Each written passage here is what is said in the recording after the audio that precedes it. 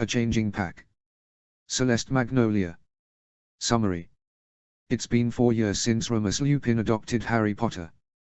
While previously twice orphaned after the death of his parents and the Dursleys, Harry has found his place in his unconventional family. He's got a werewolf for an adoptive father, an animagus, an ex-convict for a godfather, and a bubbly metamorphmagus who might just become a permanent member of the family. However, after a recent loss in his family and the rise of Voldemort's activity in magical Britain, Harry's world begins to crumble. How will Harry and Remus navigate the new challenges of their changing family in a world filled with greater threats than before? Sequel to The Wizard, the Wolf, and the Sun. Canon-compliant relationships, see the tags. Covers the years 1994 to 1996, during Canon Goblet of Fire and Order of the Phoenix, or Harry's 4th and 5th years at Hogwarts. Notes. This story is told in alternating perspectives between Remus and Harry, with the occasional guest POV of another major character. Canon-compliant relationships, Remadora/Hinny/Romian. Posting schedule, irregular, on hiatus. Chapter 18 was taken down for a rewrite. Further chapters to be added at a date TBD. Thank you for your patience. Chapter 1, Foiled. Chapter text. Moony Sirius's voice called through the door. Remus was digging through one of his dresser drawers, ready to unearth his mother's engagement ring, and decided to ignore the call. The door creaked open, and Sirius's head appeared in the doorframe. Peaced. What? Snapped Remus, finally closing his hand around the faded velvet box. Sirius narrowed his eyes at him. What are you doing? What does it look like? Remus held up the box in his hand and gestured back to Nymphadora, who was blissfully asleep in his bed. Sirius did a double take upon seeing the little box. When? As soon as she wakes up. No, mate. Not like this. How would you? Remus was unable to finish his thought, as Sirius had pulled him through the door and dragged him out of the bedroom. Sirius cast a quiet muffliato around them and glared at Remus. What is your problem? Remus demanded. Why do you care what I do? I love you like a brother, so I'm going to talk to you like a brother. Now is not the time to be asking her to marry you. Piss off. Have you talked to her parents? Told Harry. Does she know? Remus was momentarily speechless. He had not talked to either Ted or Andromeda, though he felt he didn't need to. Nymphadora was more than capable of making her own decisions. He didn't think he needed to consult Harry, either, as he was well aware of the seriousness of the relationship. I reckon not, based on that look on your face. She's a grown woman, I don't need to ask for her parents' permission, Remus said dismissively. Harry will be fine, I'm sure. You're not thinking this through. You just lost your dad. Sirius put his hand on Remus's shoulder and dragged him down the corridor to Harry's room. I'm not saying this is a bad idea, but she was engaged to someone else less than a year ago. Have you even asked her what she thinks about this? Does she want to be married? Remus frowned. The only times he had discussed marriage with her were to tell her that they could never be married, because of his lycanthropy. He knew that she hadn't wanted to be married too young, and that was one of the reasons she had ended her engagement with her ex-boyfriend, Evan. Marriage had popped up in Remus's mind after a long night of being comforted by Nymphadora in the wake of his father's death. Weeks before, Wormtail had tried to kidnap Harry after the last Quidditch match of the term. Harry was dragged through a secret passageway unknown to anyone, and when Remus, Sirius, Nymphadora, and Lyle, Remus's father, came to confront Harry's kidnapper, Lyle had been killed in the ambush.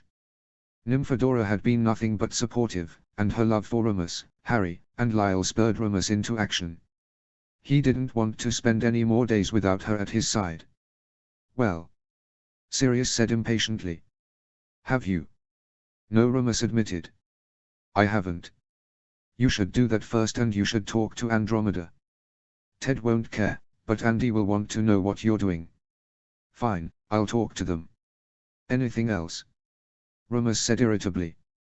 Wait until Harry is home for the summer holidays. He deserves to know, too. It's going to affect him if you and Tonks get married. You need to be sure he's all right with it. He as good as told me he was. He told me my dad wanted us to get married. I'm trying to help you here, asshole. I understand you just lost your father, but I can't believe I'm the one telling you not to make a rash decision. Talk to Tonks, Andy, and Harry before you ask any questions. And you? What about me? Sirius asked, confused. What do you think? About you asking her to marry you? No, I need your opinion on unicorn shit. Sirius sighed dramatically. You can drop the attitude now. If you want my opinion, I'm all for it, but do right by her, Harry, and Andy before you do anything. Who should I talk to first? Tonks. If she's against it, why bother talking to anyone else? You think she'll be against it? Remus said, panicked. What have I? That came out wrong, Sirius interrupted. I reckon it's less with whether or not she wants to get married but when she wants to be married. That ex of hers wanted a wedding too quickly. Remus sat in silence, considering Sirius's recommendations. He was loath to admit that Sirius had a point. Nymphadora had to agree to the possibility of marriage before he made a fool of himself in front of her mother. Is that what you came into my room to tell me? No, actually, said Sirius. I just found out that Britain's hosting the Quidditch World Cup in August. I thought of getting us tickets as part of Harry's birthday present. Ask the Weasleys if Ron and Ginny can come, too, Hermione as well. Harry would like that. Good man. Sirius clapped his hand on Remus's back. I'll get to the letters for the Weasleys and Grangers. While Sirius went downstairs to write the letters, Remus returned to his room and tucked his mother's engagement ring back inside one of his dresser drawers. He rejoined Tonks in bed, waiting for her to wake up to ask her about marriage.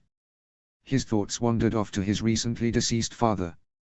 He wished so badly he'd had the courage to repair the relationship with his father before bringing Harry into their lives. He'd missed out on the chance to ask Lyle how he'd had the courage to ask his wife, Remus's mother, to marry him. He wished he could speak to Lyle now and ask for advice on how best to approach the subject of marriage with Tonks. Instead, he was arguing with himself on whether to blurt it out, wait for a special occasion, or reconsider the proposal altogether. NYX, Grimmauld Place's half-niece, poked her head through the door. She was a fluffy, black cat with bright green eyes and a lustrous coat of fur. When Peter escaped from Azkaban and his status as a rat animagus was broadcast throughout Wizarding Britain, the magical population rushed to bring half-nieceles and other cats into their homes to ward off rats. Even the Muggle Prime Minister had been warned of the escapee and had instituted a program to hire cats to take care of the rat population in London. NYX was one of the many half-nieceles purchased, and she'd quickly become most attached to Tonks. NYX jumped up onto Remus's lap and purred deeply. He scratched her ears and asked, "You wouldn't know how to talk about this, would you? Any tips on prop?" "Huh?" Tonks said sleepily. "Are you talking to me?" "Dora." "No, I was talking to NYX. Remus held his breath, hoping she hadn't heard anything incriminating. Tonks yawned widely and reached a hand out to pet NYX. The cat hopped off Remus's lap and curled up next to Tonks, who buried her face in the fluffy, black mass. "How are you feeling today?" "Me? I wasn't asking NYX, said Tonks, peering up at him over NYX's fluff. "I know you had a hard night, and I wanted to remind you that I'm here for you, whenever you need me."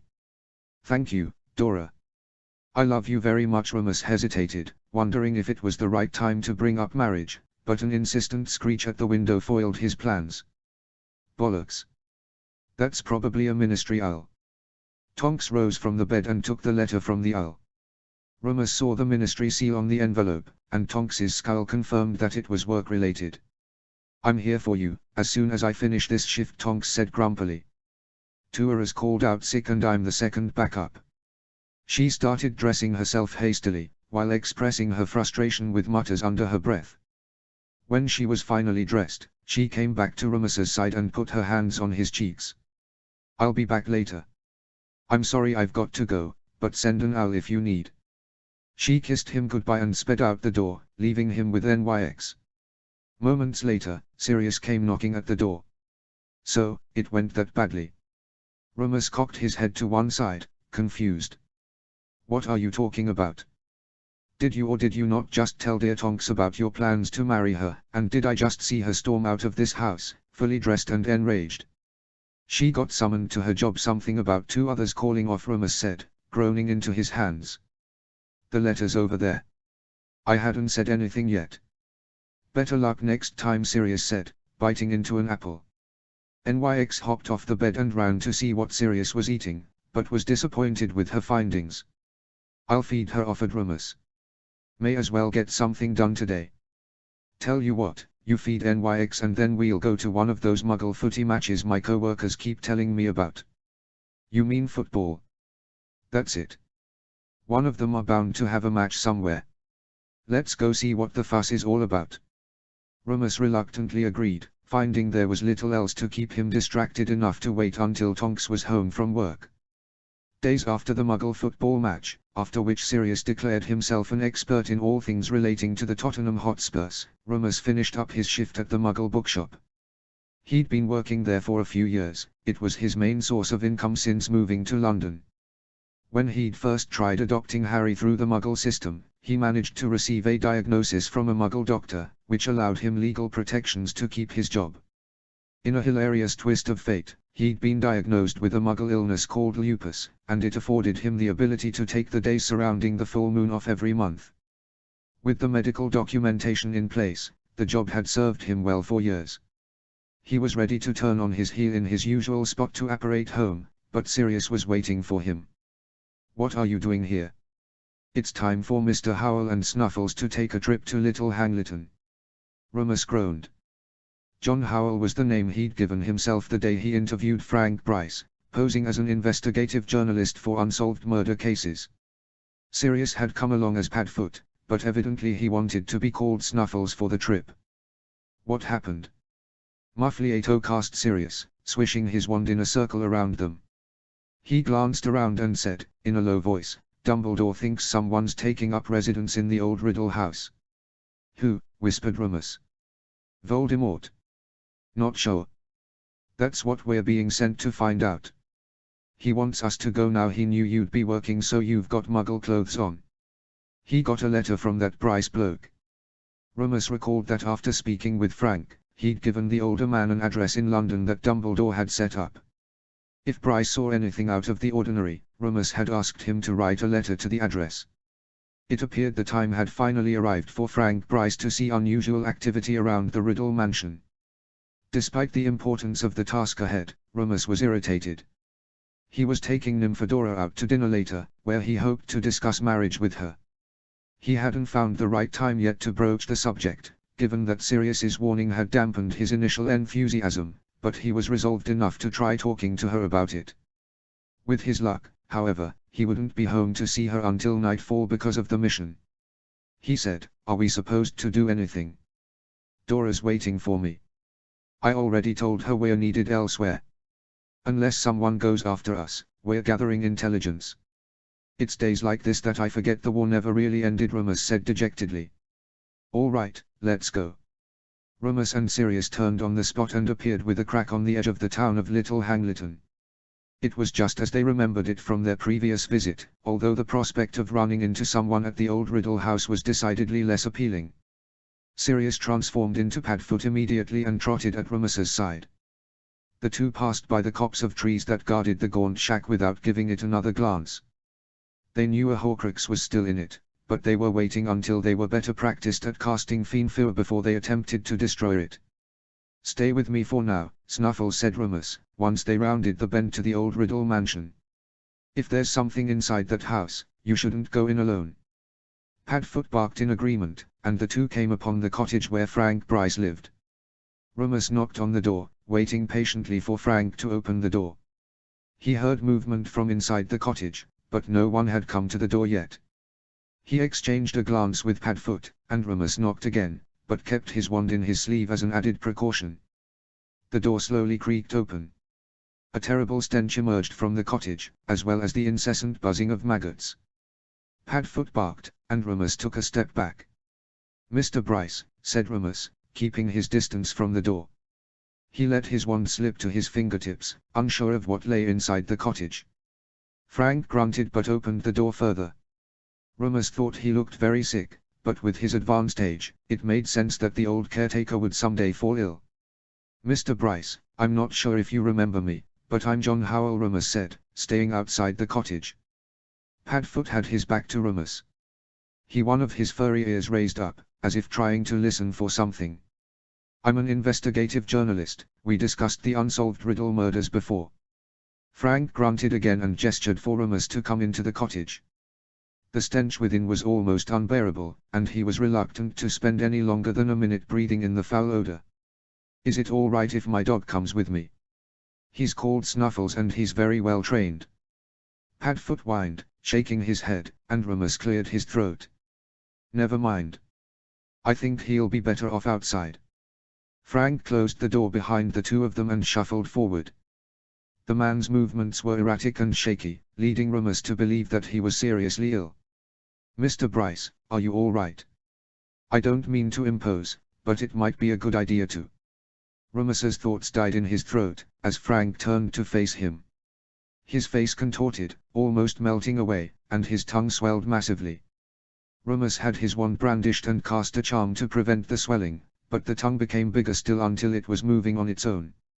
Frank's body fell back against the floor, and though his skull cracked against the floor, the liquid that seeped out of his head wasn't fresh blood, but something putrid, purple, and oozing from his neck. The tongue that had swelled began taking on a life of its own, and Remus forced it back, blasting the door behind him open. Padfoot was now serious, and he was engaged in a duel, coming from two different directions. The tongue that emerged from Frank's body was now scaly. It had massive fangs and it began hissing, which led to the terrifying realization that it was not, in fact, a tongue. A gigantic, muscular snake had emerged from Frank's body, and it snapped its jaw aggressively at Remus. It's a trap, cried Remus. Get out. Just as the snake's jaw tried to clamp down on Remus's neck, he felt a firm hand on his forearm and the familiar sensation of being suffocated. He and Sirius fell over in a heap, landing in a grassy patch across from Grimmauld Place. What just happened? Gasped Sirius. 1 minute, there was silence, and the next, I've got killing curses coming my way and you've got a giant snake after you. How should I know? Said Remus, panting. Frank Bryce isn't alive anymore. The snake came from inside him. Bloody hell, we've got to tell Dumbledore. You didn't smell anything or see anyone? Sirius shook his head. There I was, minding my own business as your lookout, and then I see the flashes of green light and you almost dying. Remus shuddered, thinking of how close the snake had been to killing him. We need to put the house under the Fidelius charm, Remus said. Whatever was there knew we were coming. Sirius glanced around his body furtively, as if the danger was around the corner. Let's go to Hogsmeade. We'll talk to Dumbledore now. They turned on the spot, apparating to the edge of Hogsmeade, and walked briskly to the castle gates. They sent a Patronus to Dumbledore, keeping their eyes darting in all directions, and sighed in relief when the Phoenix Patronus opened the gates, allowing them onto the castle grounds. It was the end of June now, and most students were studying for their end-of-term examinations. Remus and Sirius sped through the castle, and were pleased to see that the gargoyle statue was already moved aside for them. They went up the stairs, where Dumbledore was waiting for them. It was a trap, said Remus, wheezing from the near sprint they'd taken through the castle. They were waiting for us, whoever they were. Please sit, Dumbledore said, offering them tea and lemon drops. Once you've caught your breath, tell me everything you saw and did. After Remus explained the near-fatal incident with Frank Bryce and the snake, Sirius retold his account. Dumbledore sat still while they talked, and once they were finished, he pulled out a sheet of paper from his desk. This is the letter our Muggle address received from Mr. Bryce, Dumbledore said, giving the letter to Remus and Sirius to read. Dear Mr. Howell. I'm writing to you from Little Hangleton. You came to me last year to discuss the old Riddle murders. I've seen two men wandering around the village and the house. Strange blokes, they wore funny cloaks, like the boy I saw the day the Riddles died. I don't know if they are connected, but thought you should know. They didn't look like they wanted to be found. I called the police but they didn't do anything. Bryce. That explains why I dueled two people, but it doesn't explain what happened to Remus, Sirius said, as soon as they returned the letter to Dumbledore. I suspect that Frank was being watched, Dumbledore said heavily. It's possible that Voldemort is receiving help, but it's more concerning that he might have been that snake. Remus did a double take. That was Voldemort. I don't know. Though he doesn't have a body, he's shown to be perfectly capable of possessing another's body. He may have possessed Frank's body, or possessed a snake to then pose as Frank. He can do that. Sirius said dubiously. Possess a snake and then possess a man. I don't put it past Tom Riddle to dabble in necromancy, Dumbledore said curtly. He is not the first dark wizard to attempt such offensive magic. His electric blue eyes gazed upon his pensive for several moments, but he turned back to Remus and Sirius.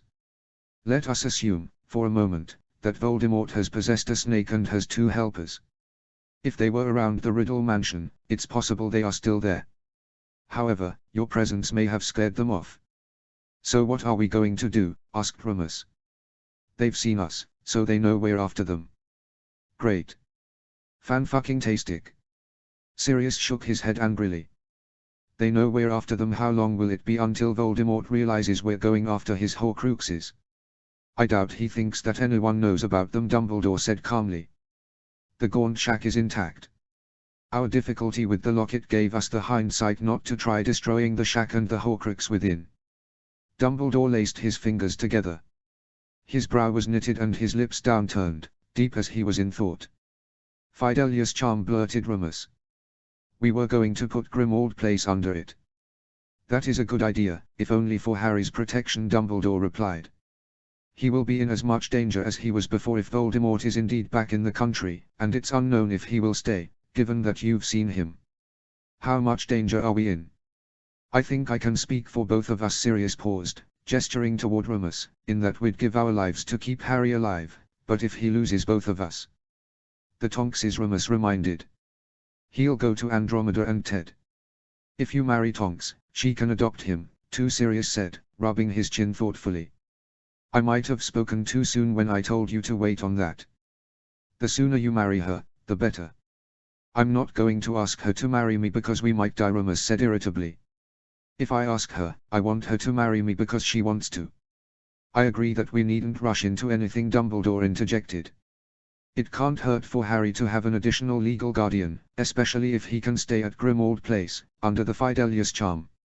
He tapped his long fingers together and sighed. We ought to go to Little Hangleton. Now. Remus said, horror-struck. What if they are still there?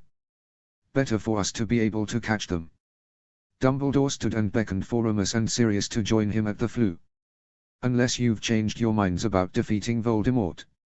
Remus and Sirius exchanged annoyed glances, but there was little they could do to dissuade Dumbledore.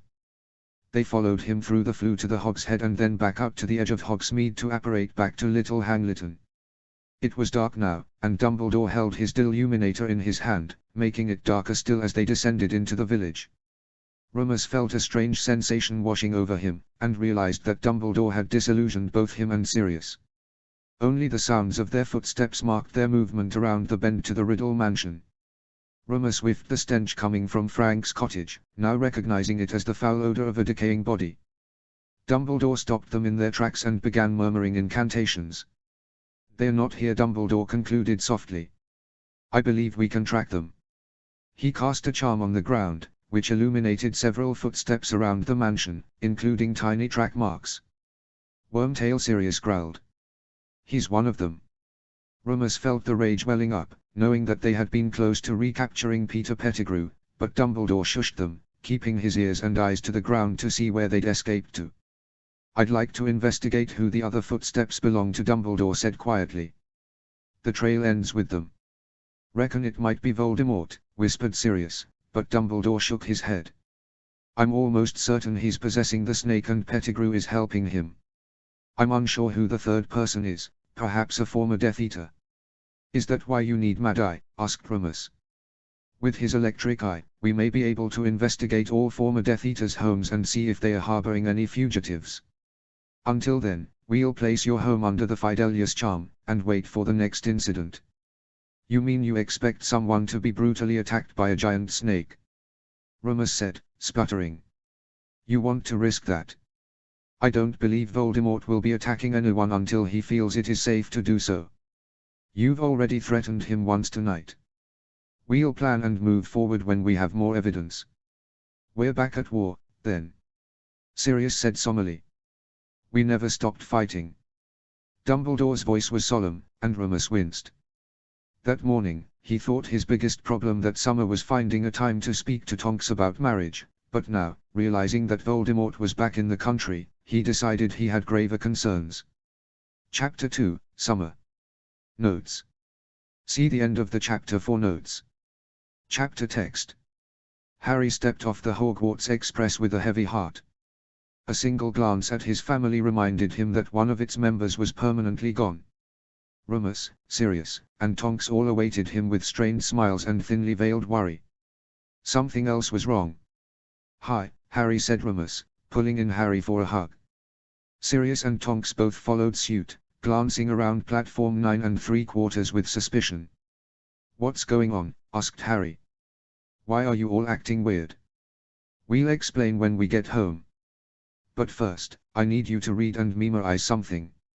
Remus slipped a scrap of parchment into Harry's hands while Sirius and Tonks turned around, seemingly guarding him against the world. Our home is located at number 12, Grimmauld Place. As soon as Harry had read the words, the parchment turned to ash. He peered up at Remus, puzzled. We'll explain when we're home. Sirius, you'll take his trunk, Dora, take Hedwig, and I'll take him. Sirius and Tonks took the trunk and Hedwig and ran through the barrier between platforms 9 and 10, leaving Harry more confused than ever. We're going to wait a little while longer. Why don't you say goodbye to your friends, said Remus quietly. Harry shrugged and walked over to his friends. Is it just me, or are they acting weirder than usual, said Ron, glancing sideways at Remus. It looked like Sirius and Tonks were guarding you. They handed me a piece of parchment that said. Harry scratched his head, forgetting what the parchment said. He knew it was important, by the way Remus spoke of it, but it had also been trivial in the information it shared. Said what? Hermione asked, standing on the other side of Ron. I can't remember, but then Sirius went off with my trunk and Tonks took Hedwig. Remus is talking to Dad.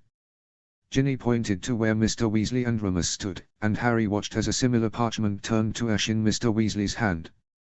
That's what happened to mine, but I can't remember, Harry said, frustrated. I'll go back and see if I remember.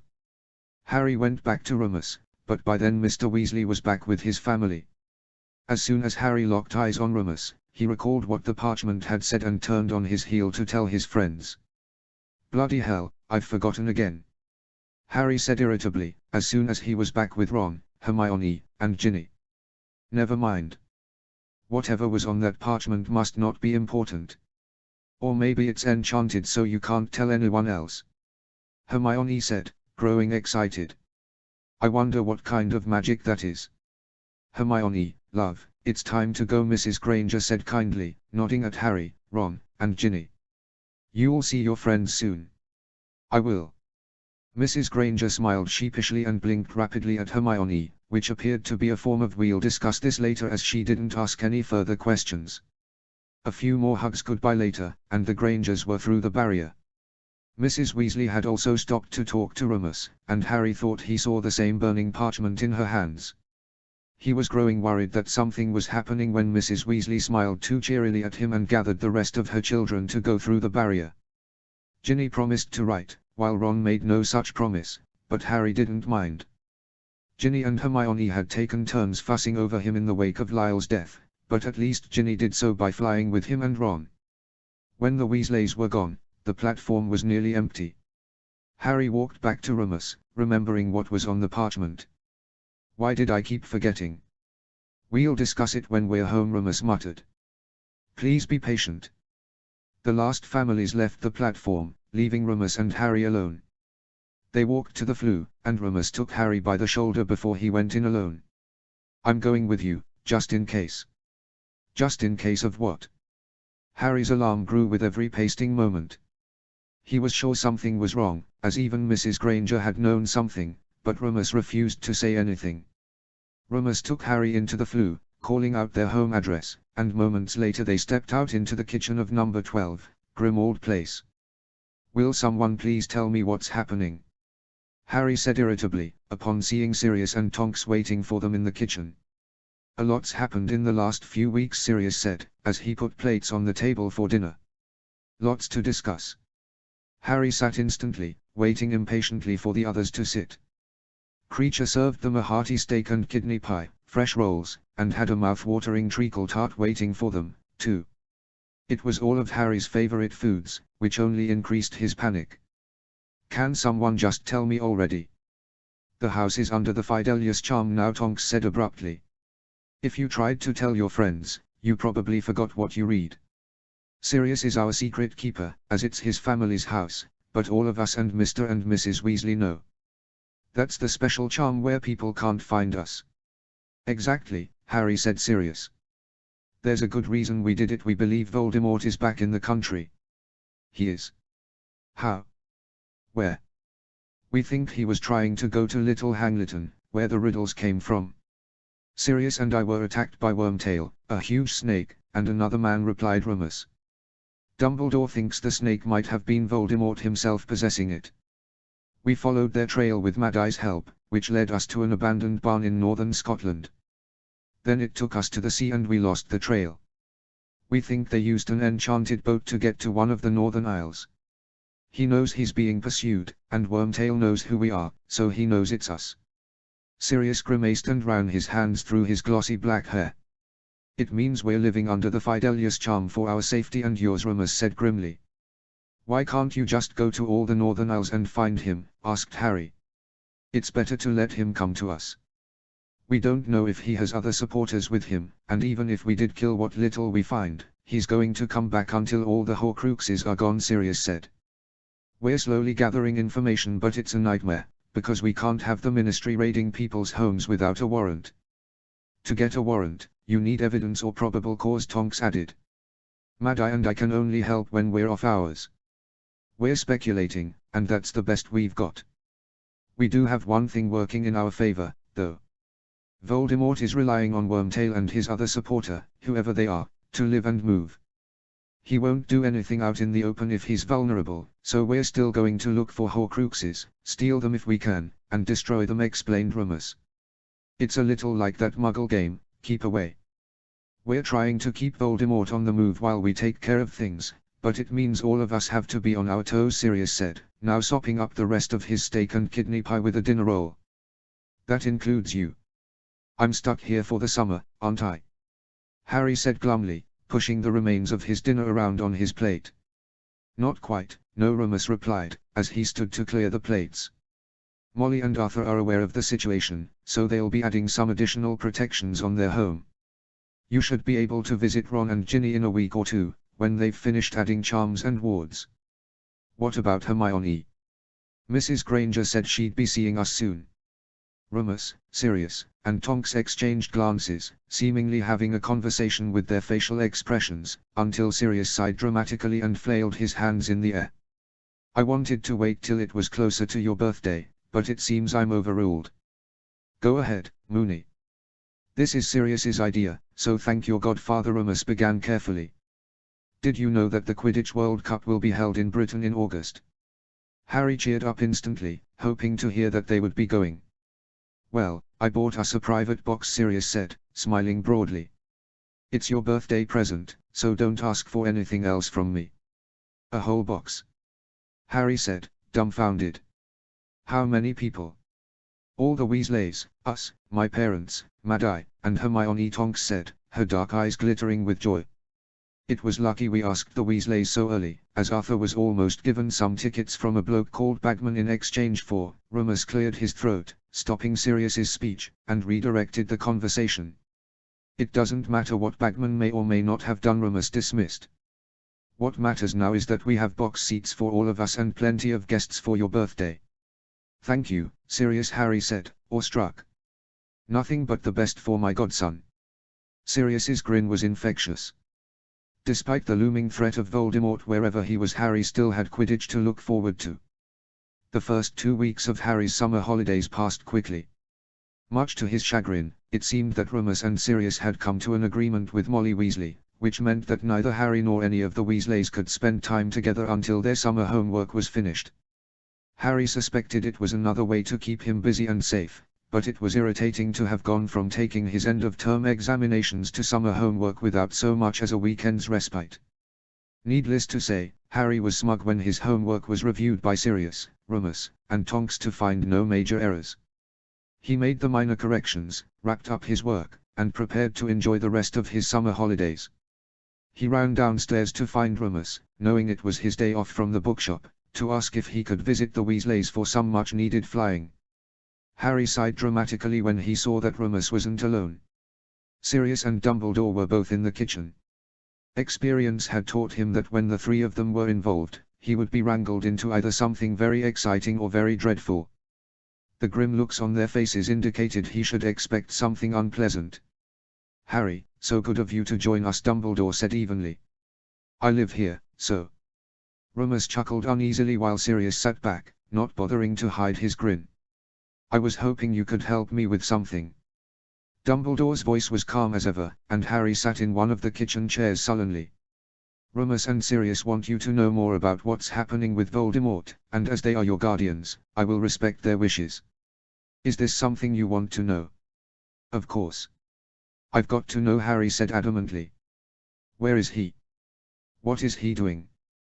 "We still aren't certain of his whereabouts, but a well-placed ear managed to learn that he's after you again." Harry blinked slowly, unsure as to how this was any different than usual. "He wants your blood. I believe he wants to use it in a ritual that would make it easier to touch you. If he shares your mother's blood, he would share in the same protection." "What does that mean?" asked Harry. "Does it mean he could touch me and not crumble?" "Yes, which means it would be easier to hurt you. This is why your home is under the Fidelius charm now, and why your godfather will be joining the faculty of Hogwarts in September." "You will?" Harry half shouted, gaping at Sirius. "You will be my professor, Sirius.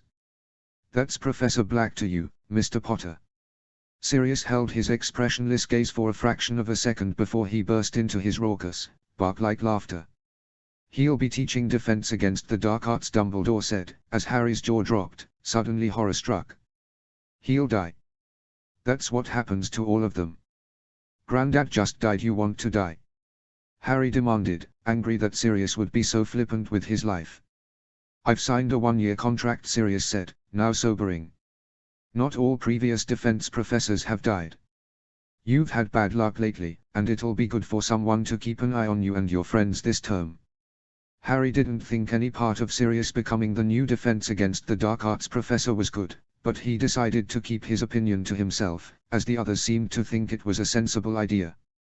"I thought I had to have 3 people inside the house because Remus is a werewolf," blurted Harry, thinking he'd found a way to keep Sirius at home.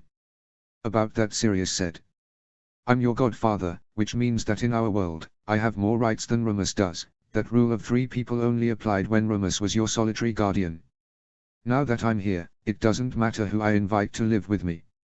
Remus takes the Wolfsbane potion anyway, for his health, but since I'm back in your life as your godfather, we don't need to worry about that ministry rule anymore."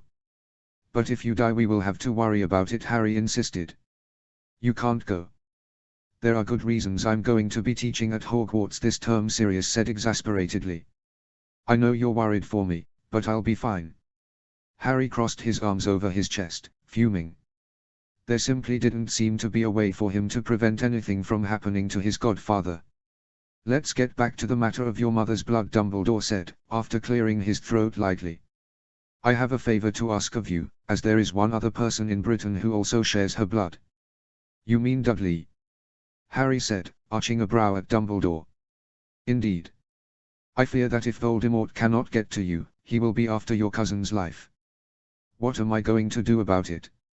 "It's not like he ever cared about me," Harry said flatly, recalling the many instances of his early childhood during which he spent hours being Dudley's target for any number of cruel games. "I know you had your differences in the past," Dumbledore said slowly, "but I should hope that you don't wish death upon him." Harry glanced up to the ceiling and exhaled slowly.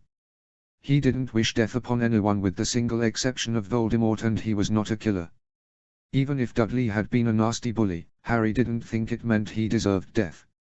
"I don't want him to die, but I'm not sure how I'm supposed to help you."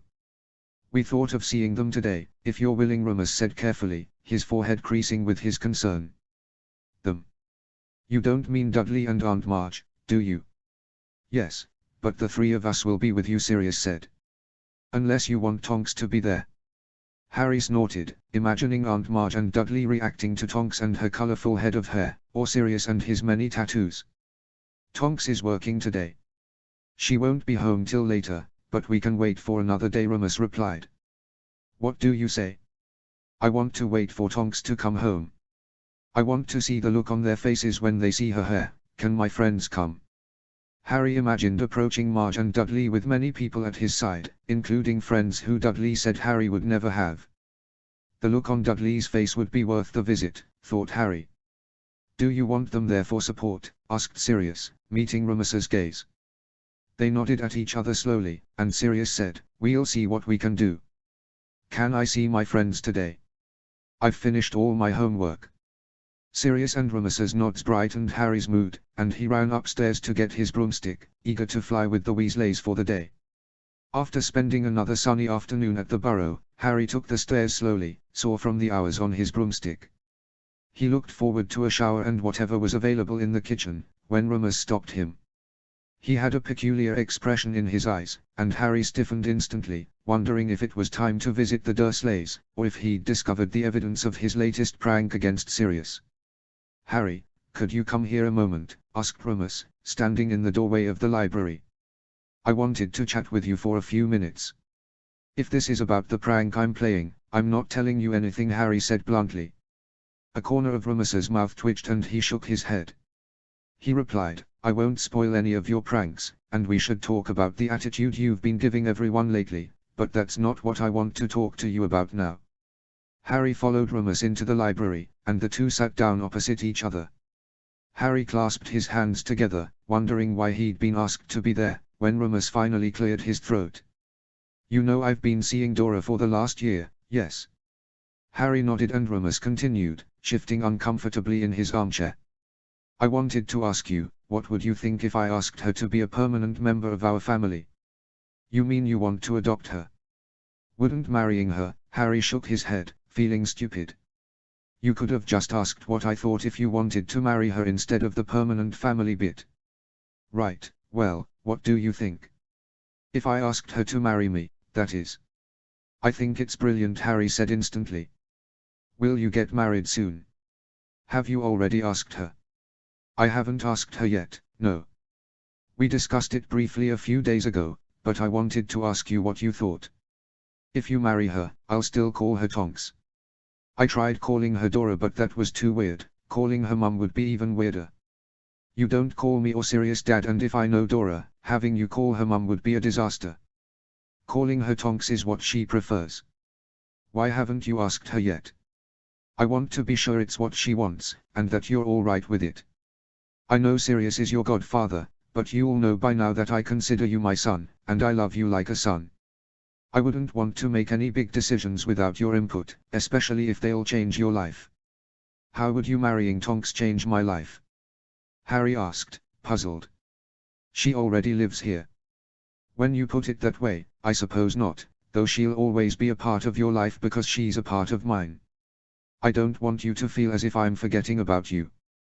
Harry lifted an eyebrow at Remus and pushed his glasses up on the bridge of his nose. I like Tonks. She makes you happy. Will she adopt me? Remus blinked several times, seemingly speechless. Is that something you want? If Sirius dies and you're my only guardian, you'll have to find another adult, won't you? That's true, although we're not planning on him dying anytime soon. I'll ask Dora if that's something she's interested in, but only if you are, Harry, he added quickly. If you don't want her to be one of your guardians, you can say so. Harry shrugged. Tonks was already one of the most important people in his life, and she'd been a good influence on Remus. He couldn't see any downside to having another person be his guardian, especially if something happened to Sirius or Remus. Neither of them knew how often Harry had seen them speak in hushed tones, whispering rapidly to each other, but Harry feared they were risking their lives unnecessarily for his sake. She can adopt me if she wants, Harry decided. Will Andromeda and Ted be my grandparents? I haven't thought that far, Remus said, as his lip curled downward. I need to ask them if they're all right with me marrying their daughter. Why wouldn't they be? Don't they like you? They do, but a werewolf is still a werewolf, Remus said lightly. It's not something you need to worry about. You say that a lot. Harry set his lips into a thin line, aggravated that one of the most common things he heard from Remus, Sirius, and Tonks was to let others do the worrying for him. It didn't make sense to him. It's not as if they were the ones being personally pursued by Voldemort. Because it's the truth.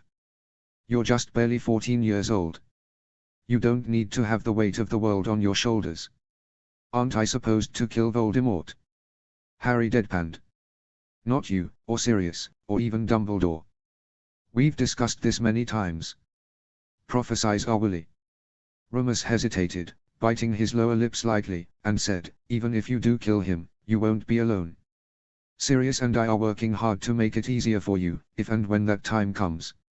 Have you gotten any more Horcruxes? No, and I believe that's one of the many good reasons why Dumbledore wanted to hire Sirius as a professor. We think there's one in the castle, as you know, and having someone looking for it, not you, Harry, will make it easier to defeat Voldemort. Will he get to keep the Marauders map? Remus nodded, and before Harry could protest, he said, you'll still keep the invisibility cloak. That won't change, but Sirius is keeping the map as another way to check on who's coming and going from the castle. Harry stared at Remus incredulously. He knew there was something else going on that no one was telling him about, and it had to be more than Voldemort and his Horcruxes. All right, Harry. I see it in your eyes. Just like your mum, I could always tell when she was cross with us. What is it? You're not telling me something. Harry had his eyes narrowed at Remus, who looked as if his patience was waning with every passing moment. There are many things I don't tell you, but they're not all sinister. This one must be. Harry pressed. What is it? Remus raised his eyes upwards and let out a long, dramatic sigh. I can't tell you everything because it's something that will be announced when you're back at school. Without telling you too much, Hogwarts will be hosting some exchange students this term from a couple of magical schools in Europe. Harry was taken aback. Exchange students seemed relatively harmless against Voldemort, unless... Do you think Voldemort is going to try to possess one of the exchange students? It's possible. Remus frowned deeply and put his chin in his hand. This is why Sirius will have the map. If there are students coming and going, it will be good for him to know who's in the castle. Harry wanted to ask why exchange students were coming to Hogwarts, having never heard of the phenomenon before, but his stomach growled loudly. You should shower and eat, said Remus. Tonks will be home soon, so you might be able to eat with her. I should call her mum and see how she reacts. Harry grinned conspiratorially, wondering if he'd be able to catch her off guard with the salutation. Maybe you should wait a little longer before you try something like that. Wait until I ask her to marry me. Will you do it soon? We'll see. I need to talk to her parents, and if that goes well, you'll be added to the family tree upstairs. Remus laughed darkly. I think the tapestry itself would reject me. Now please go upstairs to shower. I underestimated how much you've grown and what that's done to your body odor. Harry almost flapped his arms in Remus's face, until he realized that Remus's sense of smell was better than most people's. He spared him from the stench and ran up the stairs to shower. Notes. PSA, I'll be traveling between the 21st of June and the 9th of July. If I post later than usual, this is why. Centimeter. Chapter 3, Talks. Notes. I apologize for the lateness of this chapter. I am on vacation / traveling and my internet is spotty. I'll be posting once a week till after the 9th of July, when I'll be home and my internet access is back to normal. See the end of the chapter for more notes. Chapter text. This is where we had our first date. Tonks said excitedly. The gelato here is amazing. Remus nodded enthusiastically. He planned on asking her about marriage that evening, after they'd had some gelato. Tonks was already in a good mood, and she'd be especially happy after having something sweet. He needed all the luck on his side to convince Tonks to consider marrying him. They ordered their gelato, his, a mess of chocolate, and hers, a colorful array of flavors, and they sat down in the nearby park. Remus brought a picnic blanket with him and spread it out under a shady tree, and the two sat side by side, with their legs splayed out. I'm surprised you didn't want to take Harry with us, said Tonks, after taking the first lick of her colorful mess. Doesn't he like gelato? He does, but he's been moody. A hormonal, cranky teenager, you mean? Tonks licked the back of her hand, where a trail of gelato had dripped down in the July heat. I talked to Mum about it. I know he's not my kid, but he's as good as, and I wanted to help. If Remus hadn't been in a public place, he would have considered pouncing her in the park. Her never-ending generosity and care for Harry would never cease to amaze him. What did she say? He's almost 14, so it could be normal puberty problems, Tonks said, chuckling. She didn't know how to help with a teenage boy, as she only had me and 2 sisters, but Dad agrees that's part of it. What's the other part? Is it that we have to talk to the Dursleys next week?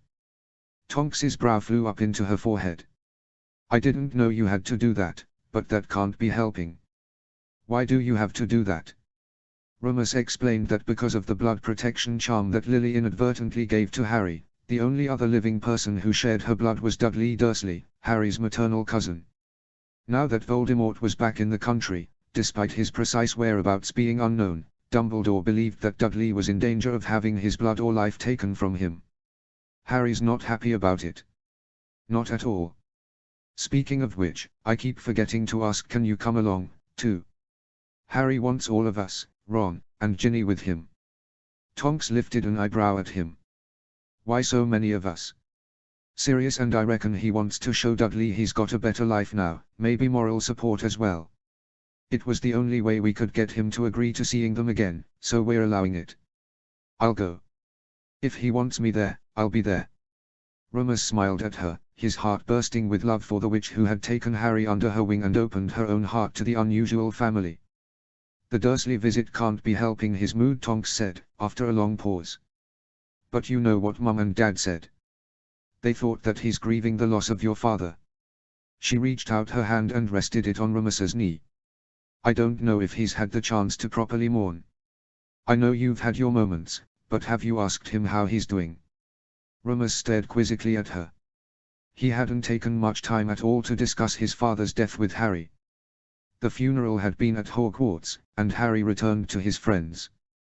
Remus had cried on Tonks, having held on to her for comfort, but he hadn't a clue if Harry had any moments to process his own grief. I haven't, Remus admitted guiltily. He knew he had been thinking too much about Harry's safety, the Horcrux hunt, and the possible proposal to Tonks that he realized he'd been neglecting Harry's emotional well-being for weeks. It might be good to talk to him about it, she suggested softly. Even if it's hard for both of you. Remus grimaced. It was hard enough to think about his father without feeling as if he would fall apart, and he wanted to be strong for Harry. I'll talk to him about it, Remus promised. He swallowed the lump in his throat, and did his best to hide his frown. He had nothing but difficult conversations ahead between the Tonkses, Harry, and the Dursleys. Thank you for talking to your parents. I'd have asked my dad, but... I know. Tonks patted his cheek and kissed his temple. Her soft lips against his skin sent flutters into his abdomen, even now, almost a year after they began dating. They had finished their gelato by now and Tonks looked out at the park. Want to go for a walk? Actually, Remus said, his heart hammering in his chest, we need to talk, and it's better if we're both sitting down. Tonks's eyes grew wide as saucers and she clapped her hand over her mouth. You're not breaking up with me, are you? Is that why you took me out for gelato? To make me happy before you? Remus scrambled, panicked, and put his hands up, shaking them violently. No, no, not at all. Tonks punched him playfully on his shoulder. You don't tell someone we need to talk if it's not something horrible, you prat. What? We need to talk is universally known for what people say before they break up with each other. Tonks rolled her eyes dramatically and shook her head. Everyone knows it means something awful. Oh, well, it's not that, I hope. Remus chuckled nervously as Tonks narrowed her eyes. What is it, then? Remus fiddled with his thumbs. He had planned the conversation to go very differently, his mishap had derailed him. Well, Tonks said impatiently. I was wondering, if one day, or someday, you would want to be married. Tonks gaped at him, her jaw slack. Rumors felt a creeping sensation in his body, a cold dread settling in that told him she had no interest in marriage, or, if she did, it wouldn't be with him. "Are you asking if I want to be married?" Tonks said slowly, "or if I want to be married to you?" "I want to make sure I'm understanding what you're saying." "It's both of those things," replied Rumors. "But I'm not, asking you to marry, not now, or ever, if you don't want." He forced a smile, trying his best not to look any dumber than he felt. "Wow," Tonks said, after blinking many times. "I was not expecting that." Rumors's face fell. He gripped the blanket and dropped his gaze down to the ground, hoping his total disappointment could be hidden from her. "I don't mean that as a bad thing, Rumors. I thought you didn't want anything to do with marriage." "I'm surprised." Rumors felt a flicker of hope in his chest as he gazed back up at her. She held one of his hands in her own, tracing the faint scars on his palm. "I'd like to be married, but I'd like something else too." "Anything?" "You can have anything you want," Rumors said instantly. "As long as I can give it to you, it's yours." Tonks huffed in amusement. "Funnily enough, what I want isn't something you can just give me. It's about Harry. I'd like to adopt him if we're going to be married." "You do?" "Really?" "Of course I do. I don't know if he'll go for it." "I think he would." "That's good, but can I tell you why?" Rumors nodded and she continued. "I know it's probably nothing, but I'm worried about Sirius being the defense against the dark arts professor. If something happens to him, I don't want the ministry going after you for being Harry's only guardian left. If I'm one of his official guardians, too, the ministry can't tell me what I can and can't do with him." "Including who you live with," Rumors said softly, and she nodded. "If the ministry wants Sirius to be the main guardian and he happens to live with a werewolf and his cousin, they can't do anything. If something happens to Sirius and I become the main guardian, they can't tell me what to do." "They can," Rumors said bitterly. "We tried that with my dad. The only reason Sirius got away with breaking the custody stipulations we set up years ago was because of his wrongful imprisonment. The ministry owed him a huge favor. Technically, Sirius could take Harry anywhere he likes without my permission. He's the real guardian, as far as the ministry is concerned. My dad and I were a sort of package deal. If something happened to him, Harry would be left to me, and that wasn't acceptable." "That's rubbish," Tonks said, with a conspiratorial gleam in her eyes, "but it gives me an idea. What if I adopt Harry independent of you? We get married when Harry's of age, no custody problems, but I adopt him as a single person. Then if something happens to Sirius, I'm still one of his legal guardians and the ministry can go fuck itself." "You would do that?" "I can't believe I didn't think of it before, but it makes perfect sense, don't you think? I'll be his guardian, and when he's of age and it doesn't matter anymore, we can get married, if that's what you want." Rumor squawked at her, at a loss for words. He didn't care that she wanted to wait a few years to marry him. What mattered was that she did want to marry him and she had Harry's well-being in mind. "Have I said something wrong?" Rumors captured her lips for a kiss, bringing his hand up to rest on her jawline. "I love you. Everything you said was perfect." "Brilliant," she said, sighing contentedly. "We'll need to talk to Harry to see if he's open to it, and my parents, too. They're already Harry's secondary guardians for Sirius, but they should know if I'm involved." "About your parents. I know you don't need permission if I ask you to." He cleared his throat, not wanting to press his luck further. "I'd like them to know what we're thinking. I don't need permission to do anything, but you're right. Mum and Dad will appreciate it if you talk to them." Tonks kissed his forehead and winked, adding, "I don't mind the idea of a long engagement, if you know what I mean." Rumors's heart raced with the possibility of having Nymphadora as his fiancée before Harry went back to school. She grinned at him, beautiful and radiant as ever, and he began making plans for the next conversation with her. Harry's bedroom door was closed and locked. Rumors knocked on it 3 times to give Harry some time to get to the door. Sirius had walked in on Harry once already that summer, and after an incredibly awkward talk about puberty with the teenager, Rumors, Sirius, and Harry decided that 3 loud knocks would suffice to give Harry time to make himself presentable, should he be otherwise preoccupied. Harry came to the door sooner than Rumors expected. "Hi, Harry. Do you have a few minutes?" There's something I wanted to talk to you about. Harry glanced furtively at Remus, but opened the door more fully. The bedroom stunk of body odor, and Remus cast a charm on the space to get rid of it. With another flick of his wand, the bed made itself and Remus sat on the edge with Harry. I hope I wasn't interrupting anything. I was reading. Sirius gave me some of the books you got him while he was in Azkaban. They're not bad. Good. Remus rubbed his hands on his trousers, not knowing where to begin. He cleared his throat lightly and asked, "How have you been lately?" "Fine. Is there anything that's been on your mind?" "No." Harry averted his gaze and looked down at the floor. "I think there is, and I think I know what it is, too." Harry didn't say anything, keeping his eyes glued to the floorboards. "I know you've been missing my father, your granddad, and you're probably worried about Sirius teaching. The visit to your cousin next week can't be helping. Everyone's treating me like a baby." Harry blurted. "I can't go anywhere. It's not like Voldemort's waiting for me at the Leaky Cauldron. It's for your own. How come you and Sirius get to go anywhere you want? Wormtail saw you and Voldemort knows you're after him. It's different, we're adults. It's like a bloody prison in here." Harry shouted angrily. "I can't even go to the park." "Is that what you want to do? Go to the park?" "I don't know. I don't care. I just want to go somewhere other than here. You've been able to see Ron and Ginny at the Burrow. And they get to fly any day they want or go to the village or see Luna. You want to fly more?" Remus asked. "Is that what this is about? I don't like being stuck in here. It reminds me a lot of..." Harry fell silent, and Remus finally understood. Harry missed Lyle, and flying was one of the ways he took his mind off of things. Harry wanted to spend more time outside in the open air. "Why don't I ask Molly if it's all right if you can come over most days?" Remus suggested. "Would that help? You've only been to see them a few times." "Yeah. I wish I could go other places though.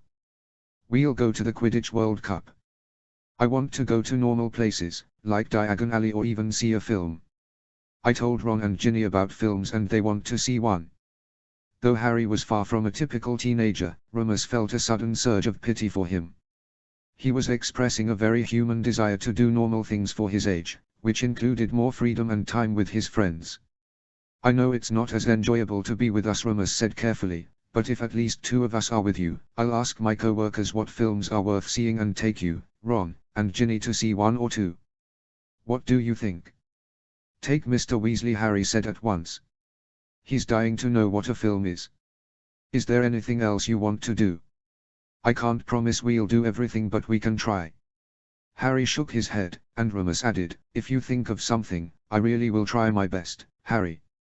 I don't want you to be unhappy." Harry shrugged and snatched a book from his nightstand. Remus was sure that there was more brewing under the surface, but he decided not to pursue the matter any further and instead reminded himself to look in the Muggle newspapers for recent film releases. Remus apparated in front of the Tonks home after his shift at the bookstore. A low, sweeping sensation filled his stomach. His hands were both sweaty and dry simultaneously, as was the rest of his body. He knew it was nerves. It wasn't every day that he asked his girlfriend's parents if he could marry her. Not that she needed permission, as she was an adult, but he wanted her parents' blessing all the same. He smoothed down the front of his trousers and made sure his shirt was tucked in. He'd polished his shoes early that morning and shaved his face again before coming. It wasn't much, he knew, but it was the best he could do. Remus had little to recommend him but his unfailing love for Nymphadora Tonks. He hoped that Andromeda and Ted Tonks would be kind to him, if not, at the very least civil, and accept his request. With one more glance at his shoes, he knocked on the door. "Remus," Andromeda said lightly. "We've been expecting you." Remus mumbled a thank you in reply and he was led to the living room, where Ted was already seated with his arms crossed over his chest. Nymphadora's father was usually jovial, but his body language, alongside Andromeda's stiff posture, only seemed to prove that Remus's idea was a terrible one. "Don't look so nervous, Remus," Andromeda said, sounding almost amused. He didn't know if the glint in her eye was one of pity, or if she meant to look pleased before she and Ted broke Remus's heart irreparably. We think we know why you're here, Ted said, uncrossing his arms. But why don't you tell us first? I'd like to ask for Nymphadora Shand. You spoke a little quickly, say that again. Ted's tone was still neutral, and Remus took a deep breath to brace himself for the conversation he'd practiced many times in the last week. I'd like to ask you both if it's all right if I ask Nymphadora to marry me. The words no longer weighed on Remus's mind, but they seemed to have transferred their heaviness to the living room. Ted and Andromeda met each other's gaze and turned back to Remus. This mightn't come as a shock, Andromeda began delicately, but we have some concerns. Remus gulped hard and squirmed in his seat. He'd practiced his responses to the expected issues. His financial situation wasn't perfect, but it was modest and steady.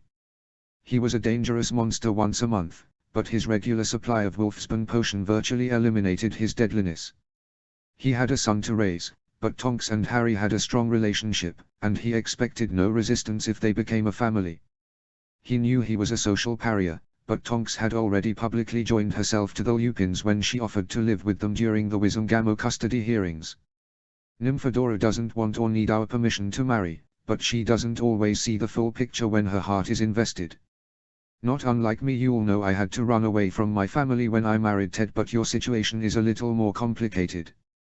Andromeda turned to Ted expectantly. Your health will always be a burden on you both, Ted said, though not unkindly. The Wolfsbane potion helps, but it doesn't solve everything. That's not your fault. We know your lycanthropy isn't your choosing. Nymphadora is aware of the risks, as are we, Andromeda said, gesturing between herself and Ted. She has spoken to us already about your longer-term plans, including her guardianship of Harry. We're more than ready to welcome Harry into our family as a grandson, seeing as our daughter has made it clear she doesn't care to have children. I'm sorry, Remus mumbled, averting the Tonks' stares, knowing that even if Dora did want children, he would never be able to provide them. It's not your fault, Andromeda said crisply. The only matter that concerns us is with regard to Harry. Remus snapped his head up. Harry. We haven't forgotten that you almost tried to abandon him a few years ago, Ted said matter-of-factly. That's not something a father or anyone who's made a lifelong commitment should do. I won't ever leave her. She's my everything. We certainly hope you won't. Ted clasped his hands together and set them on his belly, keeping his eyes on Remus. Dora tells us that if you marry, it will be in a few years' time. She wants to wait until Harry's of age. She doesn't want the Ministry interfering with the arrangement we have, and we do want to move out of Grimmauld Place. You'd best arrange Nymphadora's guardianship quickly, Andromeda said. That Umbridge woman has a vendetta against you, and I don't put it past her to find a way to ruin your plans. I will. We'll get it done as soon as possible. When do you plan on asking her to marry you? Asked Ted. Do you have a ring? If not, I have 2 rings. They were my mother's, Remus said, producing the faded velvet box from his robes. The box held a modest engagement ring and a matching wedding ring. Nymphadora once said she thought they were nice, and he hoped she hadn't changed her mind. I don't know when I'll ask her, but I'll wait until the new guardianship is settled. She'll like this, Andromeda said, admiring the glittery rings. She never much cared for the ring Evan gave her. I know I don't need to say this, but I'll say it anyway, in case you need the reminder, Ted interjected, meeting Remus's eyes again. My daughter can take care of herself. She's my pride and joy, and I want her to be happy. As long as you make her happy and do everything in your power to give her the life she wants, we'll get along just fine. Remus breathed a sigh of relief. Now that he'd spoken with her parents, he was one step closer to proposing. He didn't stay much longer at the Tonks', not wanting to overstay his welcome, and returned to Grimmauld Place. Tonks came home just minutes after he did, grinning from ear to ear and holding a rolled parchment in her hand. Remus, look. Tonks shoved the parchment in his hands. The parchment bore a Ministry of Magic emblem at the top and a Wizengamot seal at the bottom. In the middle was a proposition to make Nymphadora Tonks the second legal guardian of Harry James Potter. Second, asked Remus, raising a brow at her. Long story short, even though we know you're his primary guardian, the Ministry lists Sirius as his primary, wants me to be the secondary, and you, the tertiary. Wankers, the lot of them, but they didn't want to put a human after a werewolf for custody. She rolled her eyes and blew pink hair out of her face, tucking it behind her ear when it wouldn't get out of her eyes. If Harry's all right with it and you and Sirius sign here, we won't have to do much else. It turns out that adding a third guardian isn't as hard as establishing one. It would have been easier if I hadn't been a werewolf, Remus said, signing the parchment. Or if Sirius hadn't been wrongly imprisoned, but that's not the point. You don't mind me being listed as the secondary guardian? Not at all. You'll become his primary one if something happens to Sirius, and as you've said before, it means you can do whatever you like. Like you, she winked, and he stammered, feeling suddenly flushed and hot. Sirius came downstairs, having come home from his shift at the mechanic shop. Sirius. Come here. Tonks called. She showed him the parchment, explained the guardianship, and though Sirius grumbled about the order, he too signed the document. All that remained was showing it to Harry and getting his approval. Though they could have done it all without him, Remus felt he deserved transparency. We should get Harry here, Tonks said, clapping her hands excitedly. I want to tell him. Kreacher was summoned to get Harry, and minutes later, an irritated teenager came stomping down the stairs. What's going on? Harry asked warily. Remus felt a jolt of guilt. Harry had been summoned to the kitchen more than once that summer for an unpleasant conversation, but this time would be different. Come here, Harry, Tonks said, grinning. I've got news for you. News? Good news. I'm having a kid. Harry's eyes flew open and he stared blankly between her and Remus, who wanted to sink into the floor with embarrassment. You're having a baby, with Remus? Not quite a baby, Tonks said, winking at Remus. He put his hands over his eyes as Sirius burst into his bark-like laughter. It's a werewolf. Harry's jaw fell open, gaping at Tonks's midsection. How? Nope, it's you. Tonks slammed the parchment down on the kitchen table and beckoned Harry to come over. These are guardianship papers. If you're all right with it, I'll be one of your guardians just like Remus and Sirius. Harry did a double take, darting his eyes rapidly from Tonks to Remus and Sirius. You will. I'll have 3 of you. Only if you want, Remus croaked, still reeling from the profound embarrassment he'd just been subjected to. You can say no. Do I need to sign? Harry said instantly. He found the quill Sirius had used and signed his name underneath both Sirius's and Remus's. Is that all?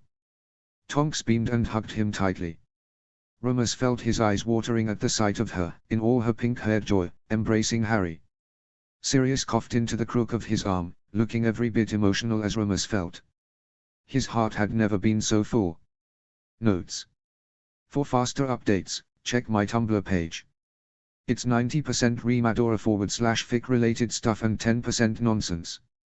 https://www.tumblr.com/blog/Celeste Chapter 4, Cousin. Chapter text. Harry peered up at the sign bearing Marge's Majesties with disdain. It had been years since he stepped foot anywhere near the 2 surviving Dursleys, Marge and Dudley, and he was being dragged against his will to see Dudley.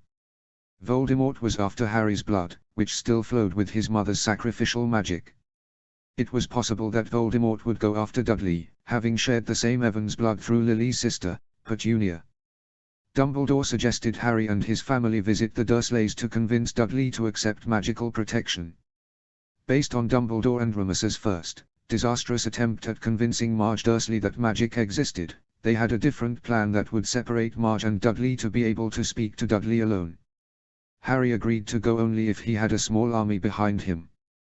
Remus, Tonks, Dumbledore, Sirius, Ron, and Ginny all came with him. Harry wanted to show the Dursleys that despite the rocky start he had in life, he was doing much better than they could have ever imagined. "This is where you would have lived if Remus hadn't adopted you?" asked Ron, watching bulldogs barking at each other in the distance. "No. That's where I would have lived." Harry pointed at a small, dilapidated doghouse in the yard. Ron scrunched his nose up at it as they walked up the steps to the cottage. "You're sure she's not going to be home?" asked Harry, before he knocked on the door. "She's negotiating the sale of a few bulldogs with a friend of mine," Dumbledore said coolly. "She won't be back for a few hours yet, I should think." Harry sighed irritably, but with an encouraging smile from Tonks, he knocked on the cottage door. A heavy set of footsteps came thundering behind the door. It swung open and a taller, wider, and older version of Dudley Dursley stood in front of Harry. "Hello, Dudley," Harry said flatly. "Mind if we come in?" "You? Me? What are you doing here?" "I've got something to tell you."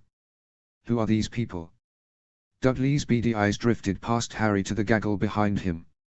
"This is Remus, my adoptive dad," said Harry, pointing to Remus. "Next to him is Tonks, that's what you should call her, and she's my adoptive mum." Tonks, pink-haired and grinning proudly, waved at Dudley. "On her other side is Sirius, my godfather. Behind him is Professor Dumbledore." "I know you," Dudley said suddenly. "You're a headmaster at a special school." He scratched the side of his head, as though suddenly lost, and he frowned. "Yes, he's my headmaster," Harry said curtly. "Next to him is my best friend, Ron, and next to Ron is Ginny." "I'm his girlfriend," Ginny said boldly, stepping forward to take Harry's hand in her own. Harry grew instantly pink, but held her hand, not daring to meet anyone else's eyes. Dudley's jaw fell open and Harry held Ginny's hand tighter, trying to thank her for her quick thinking. "So can we come in or not?" Harry said, after his heart rate settled somewhat from the unexpected contact of Ginny's hand. Dudley's eyes narrowed. "What do you want?" "I need to talk to you about something important." "Why else would I be here?" "Hello, Dudley," Remus interjected politely. "We met briefly once before." "I know this is a lot of people. If you couldn't remember, I'm Harry's adoptive father, and I believe you're Harry's only living relative. We were hoping to talk to you about your mother's family."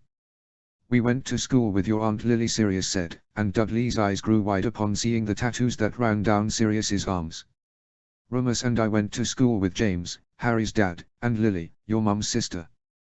"You went to school with my mum?" Dudley said, dumbfounded. "You were her friend?" Harry put his hand over his mouth to keep from laughing at the idea that Sirius and Petunia were ever friends. "Lily went to the school where I am headmaster," Dumbledore said. "The special school you mentioned, your mother, Petunia, didn't study there." Dudley stared blankly at Dumbledore, blinking slowly at him. "We met Petunia and Vernon at their wedding," Remus added. "You look a lot like your father." "Thanks," Dudley mumbled. Harry fought the urge to tell Dudley that it wasn't a compliment by any means. "We'd like to tell you about your Aunt Lily." "Do you have a few minutes?" Remus asked. Dudley leaned against the doorway, wary of the strangers on the porch. "Can I talk to you?" Harry said impatiently. "We're still cousins." "Fine," Dudley grunted. Harry let go of Ginny's hand, feeling its absence more than he expected to. "I'll tell him what I have to." "Can I use my W?" "You may not," Remus said firmly. "Dudley, at least one of us should go in to be with Harry." Dudley's smirk made Harry feel small, as Remus's statement made it seem if he couldn't be trusted without adult supervision. "I'll go," Tonks offered brightly. "I'm Tonks, Harry's adoptive mum." She offered Dudley a dazzling smile and he granted an assent to her, too. Harry and Tonks thus followed Dudley into the house. Harry scowled at all the frilly, dog-themed decorations that Marge kept, and the two sat down across from Dudley in the living room. "Aunt Marge wouldn't like it if she knew you were here," Dudley said unceremoniously. "I don't care.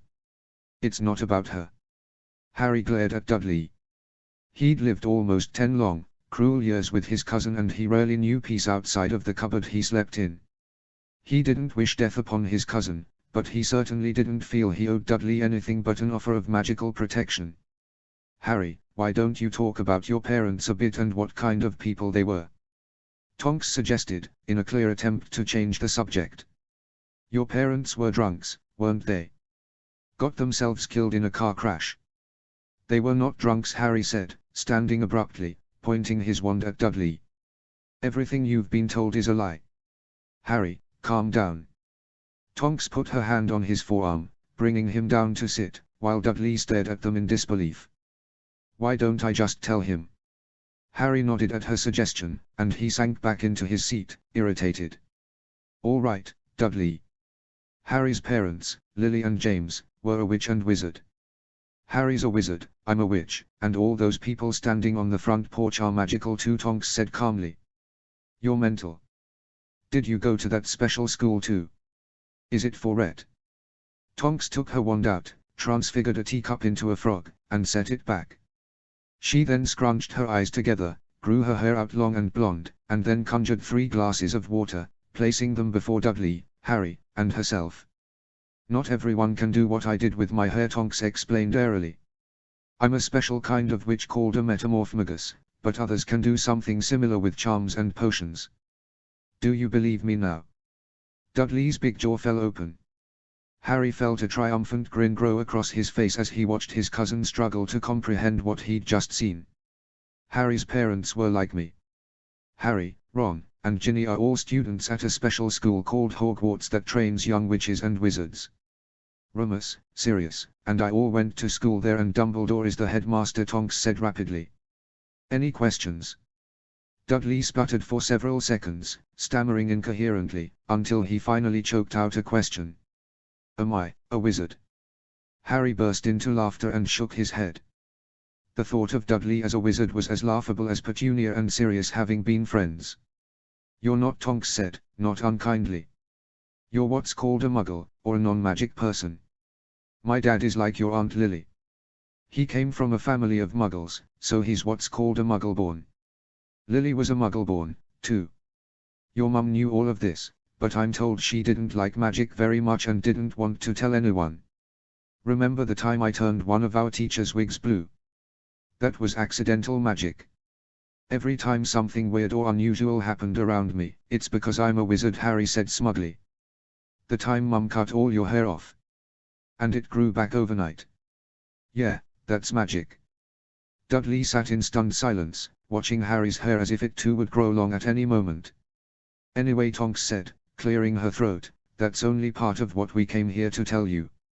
She glanced at Harry, who nodded at her, and she told Dudley an abbreviated version of the First Wizarding War, concluding by telling him what happened in Godric's Hollow and how Harry truly became an orphan.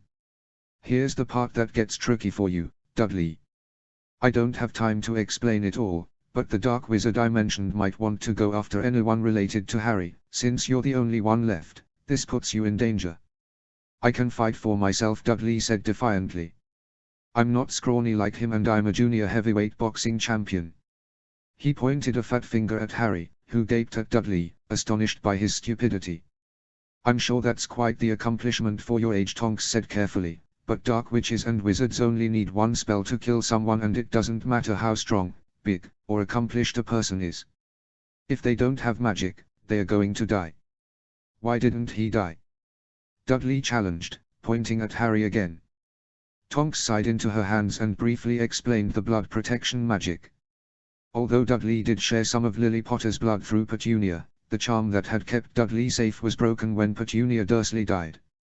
Voldemort couldn't touch Dudley, but he didn't need to lay a finger on him to kill him with a single curse. You remember Professor Dumbledore and Remus when they went to see you and your Aunt Marge a few years ago? They hoped that if you agreed to see Harry as your family, and if Harry lived here with you, it would be enough to seal the charm again. Unfortunately, your aunt didn't take the news of magic well, and we had to make other arrangements. We didn't know at the time that Harry would be in as much danger as he's in now, or that it would mean you're in danger, too. It's not like I wanted to live anywhere near here, Harry muttered angrily. He's got to live here, for both of us to be safe. Dudley said slowly, after a few more moments of silence. I'm not living here. Tonks squeezed Harry's shoulder. Harry's got a better home now. He lives with me, Remus, and Sirius. He goes to a boarding school in Scotland. He's where he belongs, with us. Harry felt relief washing over him. He abhorred the thought of going back to a life with the Dursleys. Then what about me? Dudley demanded. We're willing to offer you some magical protection, Tonks replied. It isn't as strong as the blood protection charm, unfortunately, but it should be enough in case someone goes after you. Can I live with you? Blurted Dudley, startling Harry enough that he almost fell out of his seat. You want to live with us? Harry said incredulously. Piss off. Dudley living at Grimmauld Place was a better alternative than Harry moving back with the Dursleys, But it still meant he'd have to share a living space with his cousin again. Dudley's face grew red and blotchy, not unlike Uncle Vernon's had when he was furious. I hate it here. Aunt Marge is a drunk and I hate the dogs. She makes me clean up after them. Is that what you think a hard life is? I've got a dark wizard after me and you think your life is hard? Harry's chest rose and fell rapidly from his anger. Dudley had made his life a living hell for years. Harry would have felt lucky if his only chore was to clean up after dogs. I was your punching bag for years. I lived under a sodding cupboard. I had to clean and hide while you and your gang played Harry hunting. You made my life miserable. Calm down, Harry Tonks said pleadingly. We're not discussing Dudley's living arrangements. He's where he belongs and you're where you belong. Nothing is changing. But if that Lord Voldai thing is after me, we've got to live with each other to be safe. Dudley countered. That's how that blood magic business works. You just said so. Didn't you hear her? We're not changing anything. You're stuck here, just like I was stuck with you. Harry's nostrils flared and his fists were clenched at his sides. Dudley, I understand your concerns, Tonks said evenly, bringing Harry back to his seat. We're giving you the best protection we can put on someone. You just said, Dudley protested, and Harry stormed off from the living room, unwilling to hear Dudley's pleas to move out of Aunt Marge's. He stomped past those gathered on the porch only to be held back by Remus and Sirius. What? Harry snapped. You know we heard everything you said in there, yes? Remus said tiredly. We had an amplification charm on the door. Then you know I don't want to live with Dudley. That was never an option. Tonks said so many times. How do you know? He's right. Wait, Harry Sirius interjected. You think Dudley's right? Both of us would be safer with that stupid charm. He's right and I hate it. What are you trying to say? Remus said slowly. You want him to live with us so both of you are safer? No. Yes. Harry kicked aside some dirt. From the moment that Dudley, of all people, made the connection that the blood protection charm would work best if they lived together, he knew that it was the best option. He knew Dumbledore would see it as the best option, which is why he'd tried to have Harry move back in with the Dursleys after Remus took him in. There was no way Dudley could go to Grimmauld Place, and Harry came to the miserable conclusion that for his own good and Dudley's he'd have to move back in with Marge and Dudley for as long as Voldemort was alive. Forgive me for eavesdropping, Dumbledore said calmly, as he stepped into the conversation, but I believe I have a solution for our quandary. I shall return in a few minutes' time. Dumbledore slipped into the cottage. Ron and Ginny's disappointed faces let Harry know that the amplification charm had been lifted, and they came down to meet Harry, Sirius, and Remus. Only seconds later, Dumbledore popped his head out and asked Sirius and Remus to come back inside the cottage, leaving Harry, Ron, and Ginny alone in the summer sun. Sorry about earlier, Ginny said quickly, turning crimson. I shouldn't have. Don't be sorry. Harry didn't know how to describe it, especially not with Ron standing next to them, as he liked holding Ginny's hand and having her at his side. Instead of trying to articulate his confused feelings, he simply said, "It was a good idea. Thank you."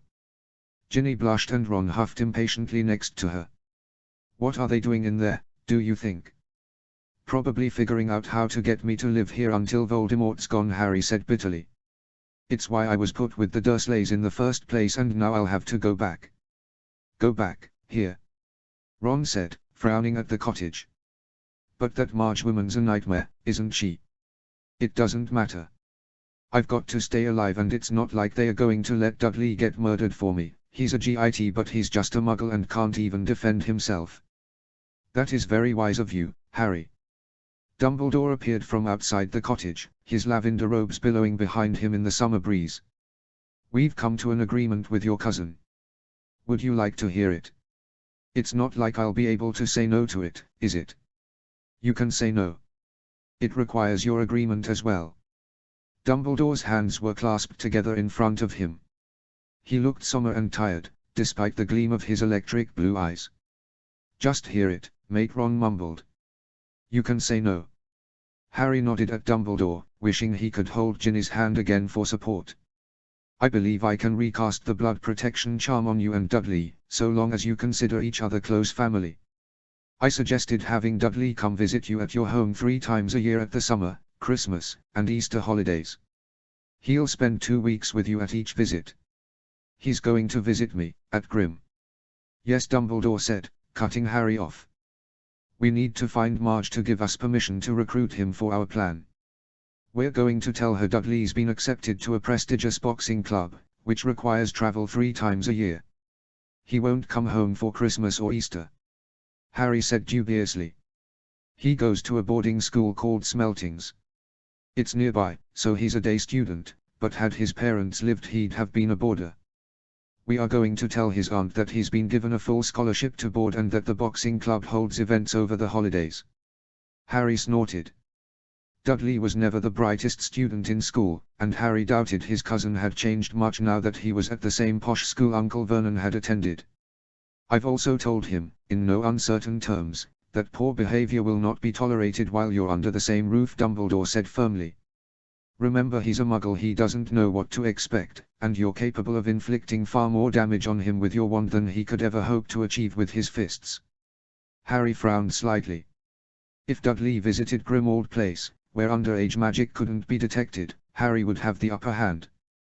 You don't have to agree. This is the closest we can come to you living with each other without having to interfere with Muggle custody arrangements or sending you back here. Dumbledore stood before Harry with a hopeful look in his eyes. Harry knew that spending so much time with Dudley would be difficult, but it would be made easier on his terms and in his home. Fine. Do it, Harry muttered. It's better for both of them. Ron asked nervously, glancing back at the cottage. This is for Harry's safety, too. Indeed, Mr. Weasley. It's fine, Ron. It's not forever. I lived with him for 10 years. I'll go inside and let them know, Dumbledore said. His blue eyes twinkled merrily and he turned on the spot to return to the cottage. Have you lost your mind? Ron demanded, as soon as Dumbledore closed the door behind him. It's better than moving here.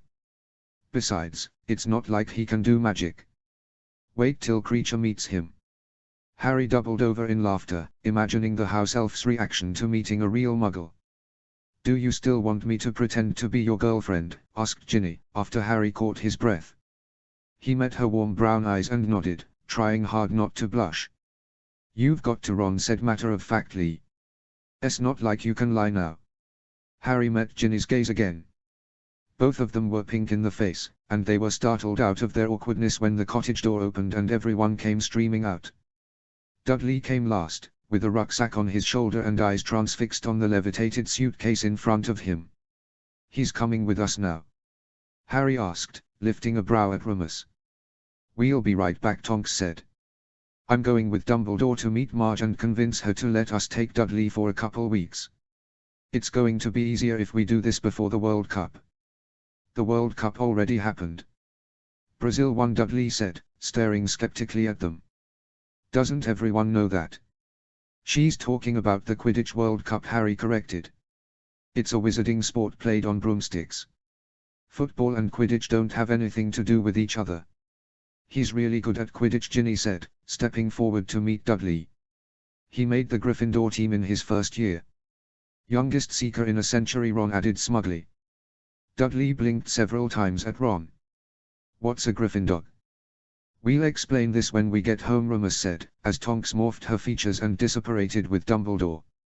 Sirius is going to go home first to tell Kreacher we're probably going to have a muggle staying with us. Sirius waved from the distance, turned on the spot, and vanished with a crack. Dudley stared at the spot where he had been with a slackened jaw and wide eyes.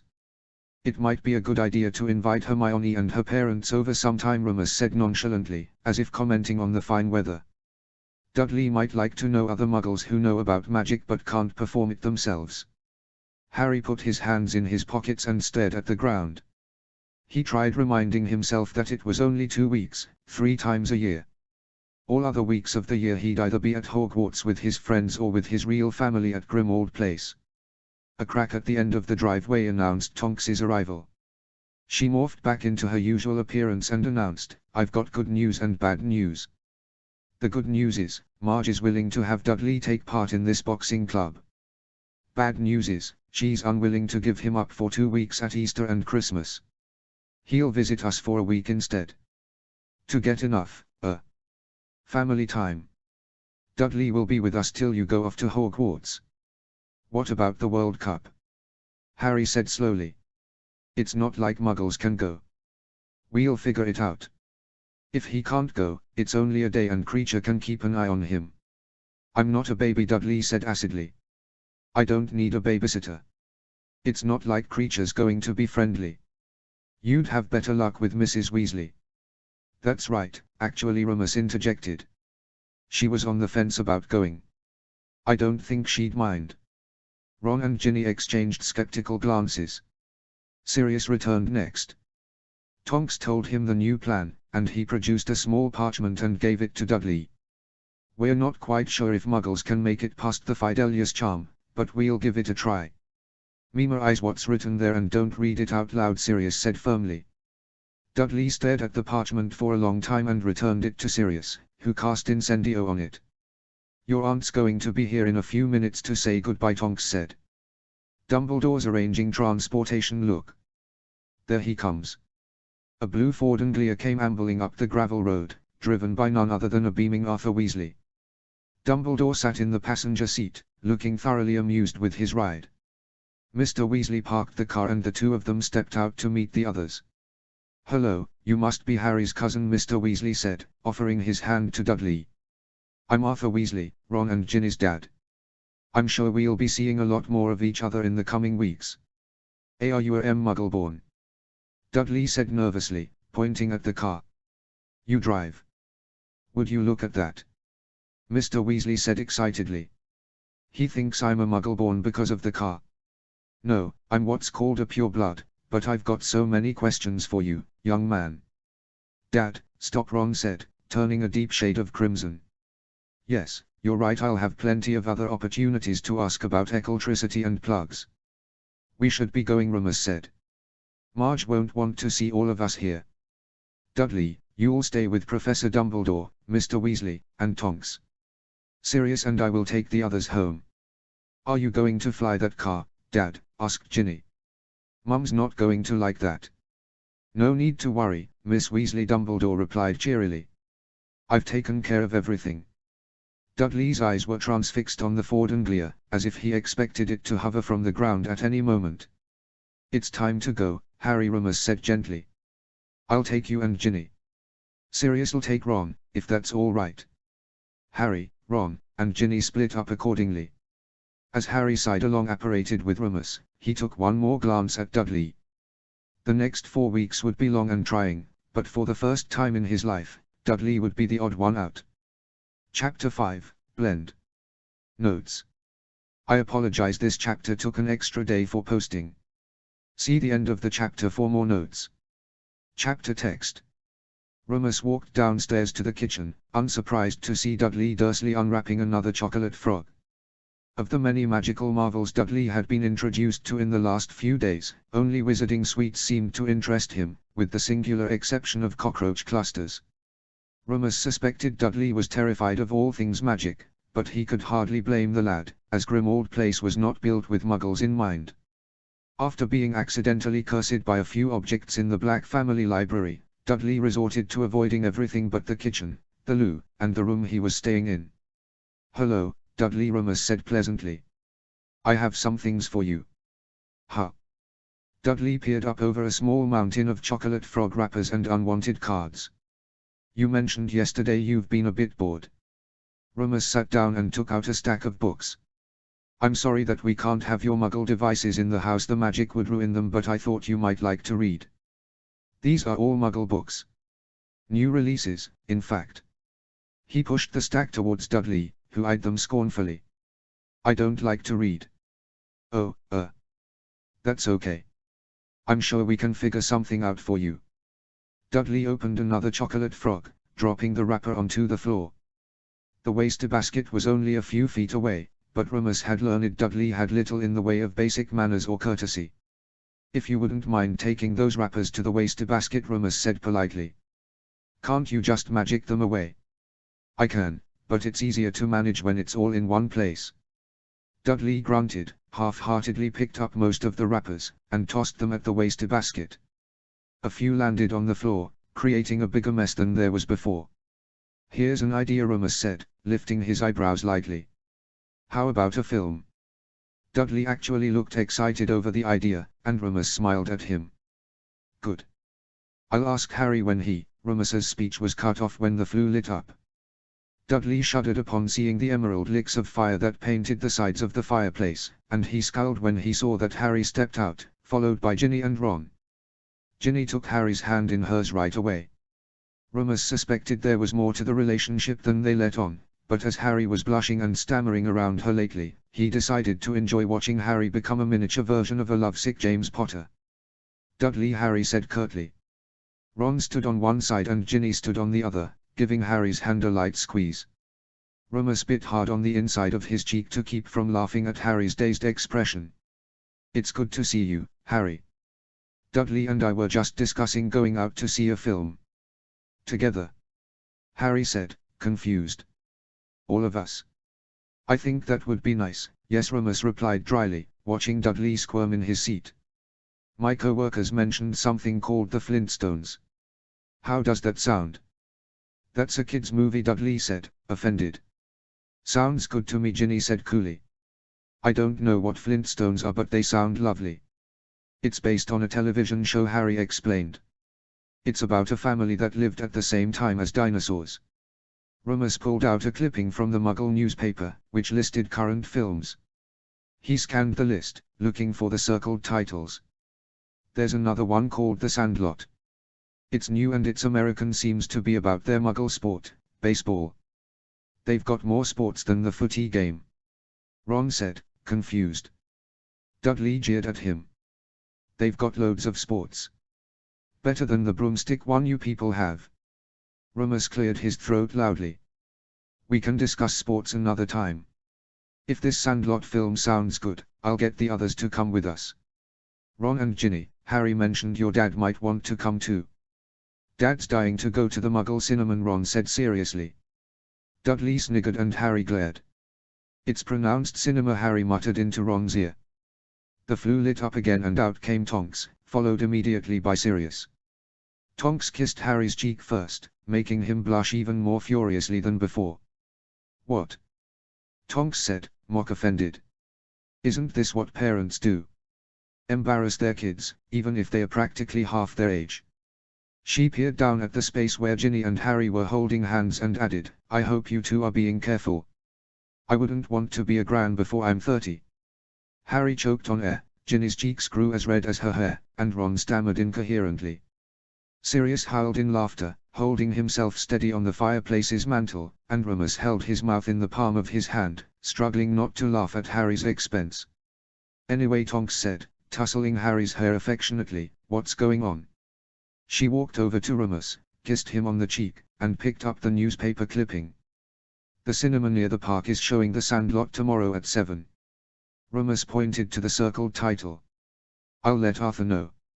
"Ron and Ginny, are you staying for dinner?" "No, we just wanted to see Harry off," Ginny replied. She hugged Harry tightly and Ron gave him an awkward pat on the back. "See you tomorrow, Harry," Ron said brightly. He and Ginny went through the flue, eyeing Dudley suspiciously, and disappeared into the fire. "I'm going up to shower," Harry announced. He dashed up the stairs and Sirius followed him, leaving Rummus, Tonks, and Dudley in the kitchen. New books," Tonks said, setting her eyes on the little stack in front of Dudley. "Rummus has the best taste in books. Did he get these for you?" Dudley nodded. Of all the people in the house, the boy got along best with Tonks. Rummus reckoned it was due to her bubbly, warm personality, or simply her unending generosity and goodness. She flipped through the books, nodding appreciatively at the synopses on the back covers. Rummus watched her, wishing nothing more than to take her in his arms and lavish affection on her. However, Dudley's presence in the kitchen effectively killed any romantic notion Rummus felt towards his girlfriend. His plans to propose to her had been put on hold while Dudley stayed with them. As much as he wanted to ask her to marry him, he felt awkward about having a virtual stranger intrude upon the family moment. Consequently, he was waiting until the few precious days after the Quidditch World Cup but before Harry went off to school to ask Tonks to marry him. "These look great," Dudley Tonks said enthusiastically. "Which one will you read first?" Dudley winced and Remus replied for him. "Dudley tells me he's not much of a reader." "You're not?" Tonks frowned. "I suppose that makes sense. You're 14 and you've probably got other things going on. But while you're here, take the time to relax. There aren't any bulldogs to care for, but I'm sure Sirius wouldn't mind if you took him on a walk." Dudley looked decidedly against the idea. He mumbled a hasty no, thank you and excused himself with his new books up to his room. Tonks watched him go up, and as soon as he closed the door at the top of the stairs, she vanished the mess he'd made. "He is one tough nut to crack," Tonks lamented. "He doesn't like magic, books, or much of anything. At least he's agreed to the film tomorrow night. I think he wants to go back to whatever normal he had before," Remus surmised. "I'm looking forward to that myself. By the way, what was all that with Harry and Ginny?" Tonks giggled and planted a kiss on his lips. "You know they're only pretending they're in a relationship to make Dudley jealous. I reckon if they're going to do that, they deserve to be teased a little. I believe Harry might actually like her, though. Oh, he's head over heels. I don't think he knows that yet, but he will. Until he figures it out, I think I'm enjoying this embarrassing mum business." She winked at him and he felt the erratic flutters in his stomach welling up within. "In fact, I propose we sit in between them at the cinema. Dad told me once that teenagers like to snog during films." Remus snorted humorlessly.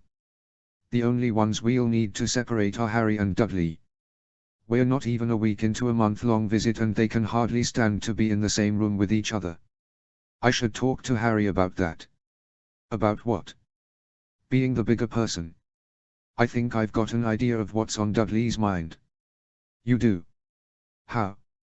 Remus asked, stunned. He'd barely gotten anything out of Dudley, other than his interest in wizarding sweets. "He's really jealous of Harry," Tonks said matter-of-factly.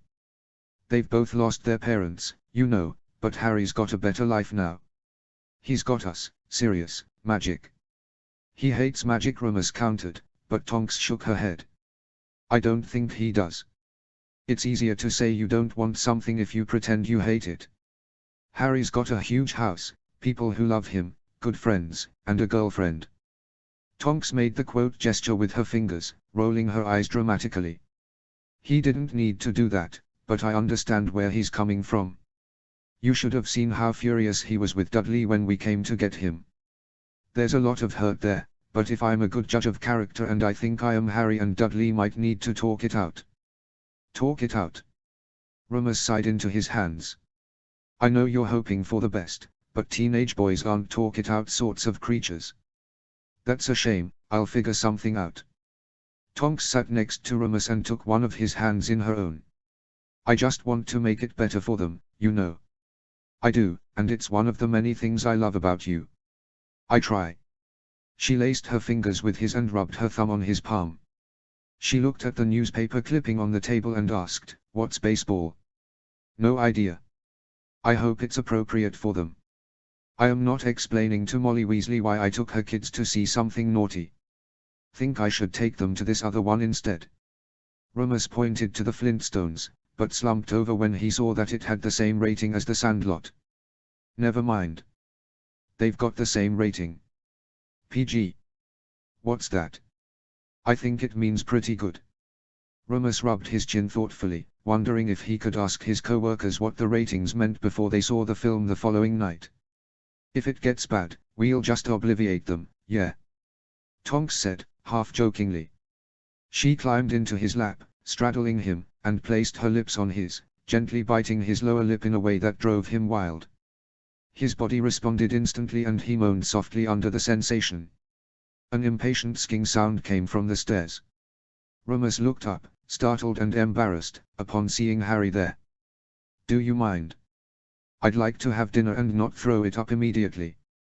Tonks rested her head on Remus's shoulder and wheezed in laughter. "Too cheeky for his own good," she gasped, leaning against Remus. She extracted herself from his lap and tousled Harry's hair on her way to the stairs. "You're going to be the death of me, you know that, she said, winking at Harry. You're making my hair grey. She scrunched her eyes together and the pink curls she had were replaced by long, grey-white locks. Harry sighed irritably, but let Tonks pat his cheek on her way up the stairs. I'm sorry about that, Harry Remus said sheepishly. We weren't expecting you. While you're here, though, could I ask you something? Can I eat first? Of course. I'll eat with you. Remus quickly heated leftover Indian food they'd gotten the night before and set 2 almost overflowing plates on the kitchen table. Harry was ravenous, as he demolished half his plate in the time it took for Remus to make a dent in his. When he saw that Harry slowed in his eating, Remus decided to broach the difficult topic. How do you think things are going with your cousin? Fine. I notice you haven't spent much time together. We don't like each other. Perhaps he's changed. He's still a prat. You've changed, haven't you? Harry chewed his last bite slowly. He set his fork and knife down carefully and stared up at Remus with his almost unsettlingly bright, emerald green eyes. I didn't need to change. He does. I don't think your parents would have wanted you. They're dead, so it doesn't matter. Remus's mouth was set in a thin line. He'd tried to be patient with Harry for weeks. He'd tried to brush off Harry's attitude as hormonal, grief-stricken teenage behavior, but dismissing James and Lily outright was unlike him. That's enough, Remus said curtly. I know you're angry and upset, but I've had enough of this. You agreed to have Dudley here for your safety and his. You don't have to like each other, but I'm through with seeing you take out your anger on everyone else. Why are you being so nice to him? Remus quirked an eyebrow at Harry. Nice. He doesn't deserve it, Harry spat. He stood from his seat, his slight frame shaking with rage. Why should he get everything he wants? Poor Dudley, losing his parents. Ickle Diddikins has to live with his Aunt Marge.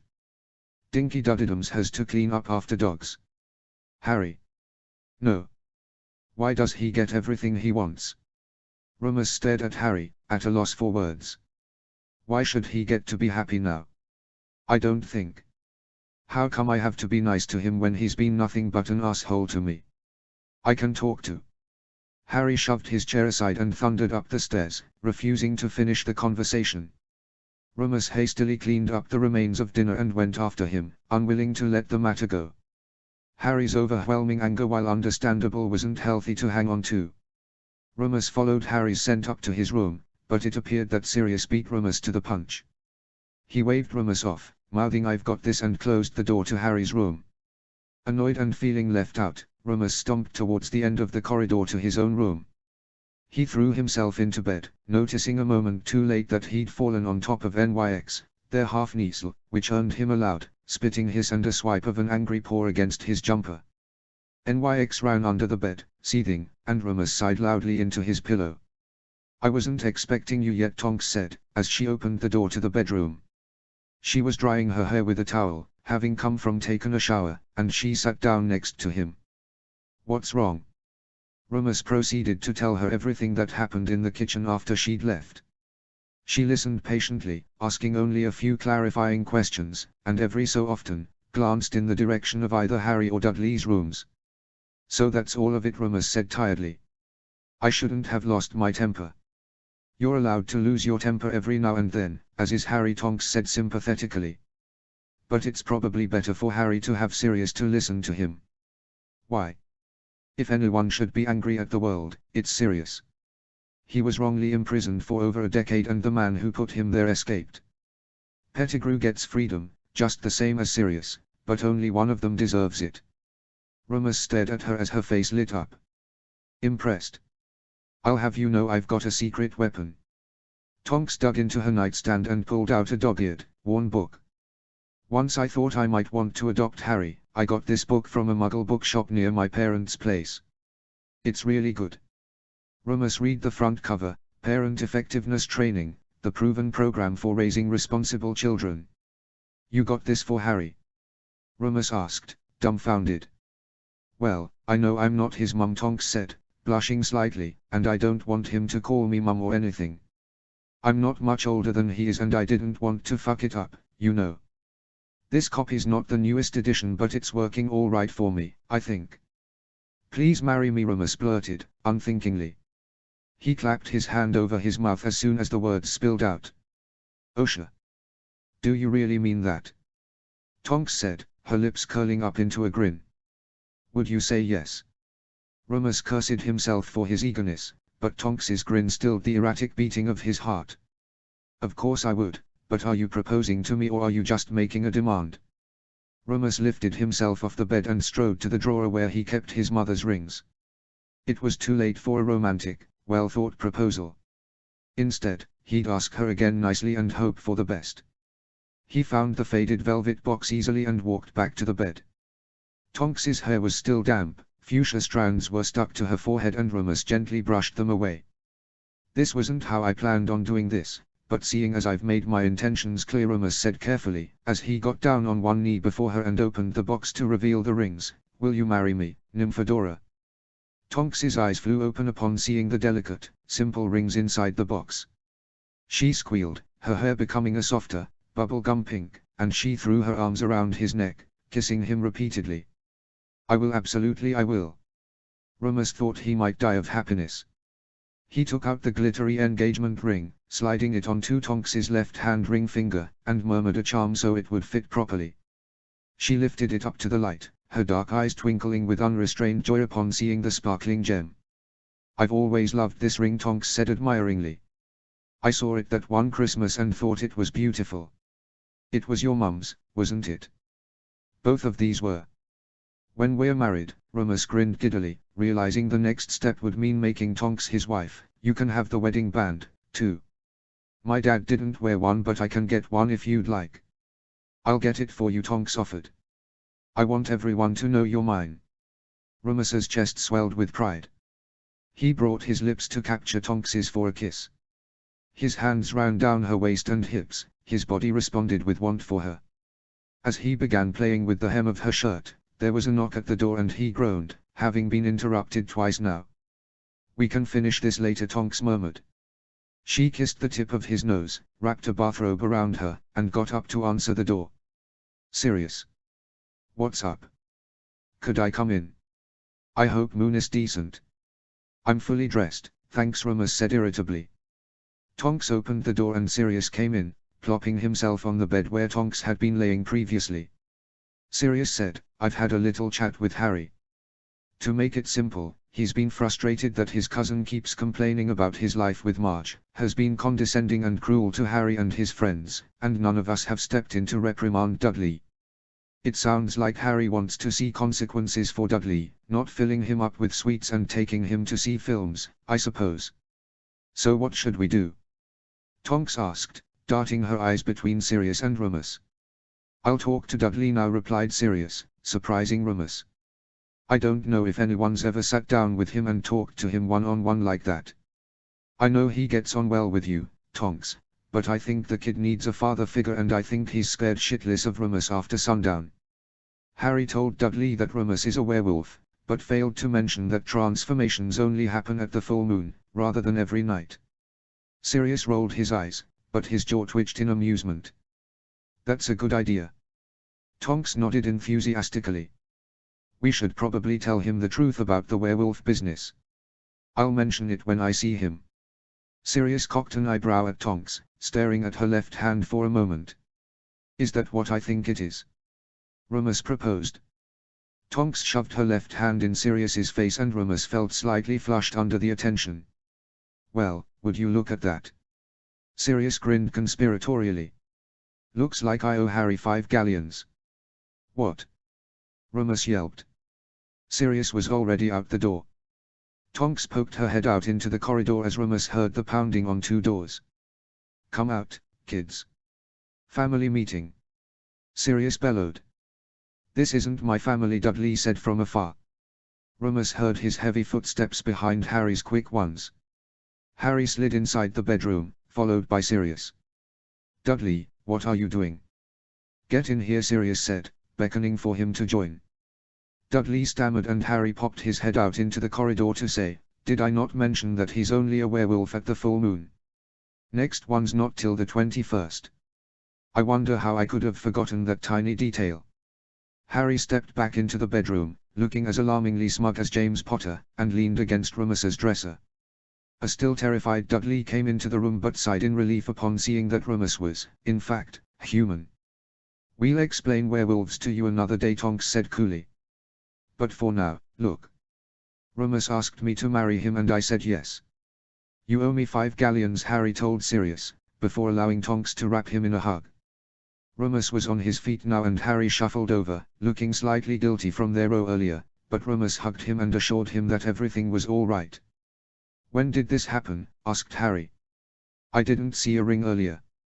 "About 10 minutes ago," Tonks replied. "Spur of the moment thing, I think, but I'm so happy." "It was very quiet," Harry said. "Remus, I'm sorry I didn't give you much of a warning, it happened sooner than I expected or planned." "We should celebrate," Sirius announced. Creature arrived with a soft pop in the middle of the bedroom. He growled lightly at Dudley, who backed himself into a corner, and bowed before Sirius. "Master calls for Creature." "Creature," Tonks interrupted, "can you fix up the family tapestry? I want to make sure that Remus's name can go on it when we get married." Creature's tennis ball-sized eyes grew even wider upon hearing the news. "Master Remus and Mistress Nymphadora?" "Yes, we're getting married," Tonks said. "But before you repair the tapestry, please make us a double chocolate cake and bring a bottle of champagne up here." 5 glasses. 4, Dudley grunted. "I don't true. You know what? Bring up 5 glasses and I'll pop the bottle for us," Sirius interjected. "You're ordered not to put anything in the cake that would endanger anyone's life or health." Sirius glanced at Dudley, who had already been on the receiving end of one of Creature's gas-inducing chocolates. Accordingly, Dudley only ate sweets from sealed wrappers. If only he knew those could be magically opened and sealed, Remus thought wryly. Creature popped away, leaving the others inside the room to celebrate. "We should have an engagement party sometime," Tonks said happily. "Let's see, Sunday's is Harry's birthday party, in 2 weeks will be Ginny's, the World Cup's in 3 weeks. On second thought, maybe we'll wait until the holidays to celebrate." "I don't mind if you celebrate at my birthday," Harry offered. "All the same people would be there, except maybe Mad-Eye, but he can come too." "No," Remus said firmly. "Your birthday is your day. We'll wait until it's the right time for us." Creature popped back inside the room with a bottle of champagne and 5 glasses. Sirius took it from him, tested all the glasses for any traces of magic, and popped the champagne open, tasting it to ensure Creature hadn't left any surprises within. After pouring 5 glasses worth, Sirius toasted to the newly engaged couple, and took a sip. Dudley didn't touch his champagne, but Harry downed his quickly, as did Sirius. When Remus and Tonks set theirs down, Sirius cleared his throat lightly. "Now, boys, why don't you come with me? The lovebirds here will want to celebrate and I don't believe their activities will be open for viewing." "You, Sirius," Harry said, disgusted. Dudley turned a delicate shade of purple and ran out the door on his heavy legs. "I'll be having a chat with them while you two have a chat of your own," Sirius said, winking at Remus and Tonks. He closed the door behind him and Remus heard him cast a silencing charm on the door before stepping away.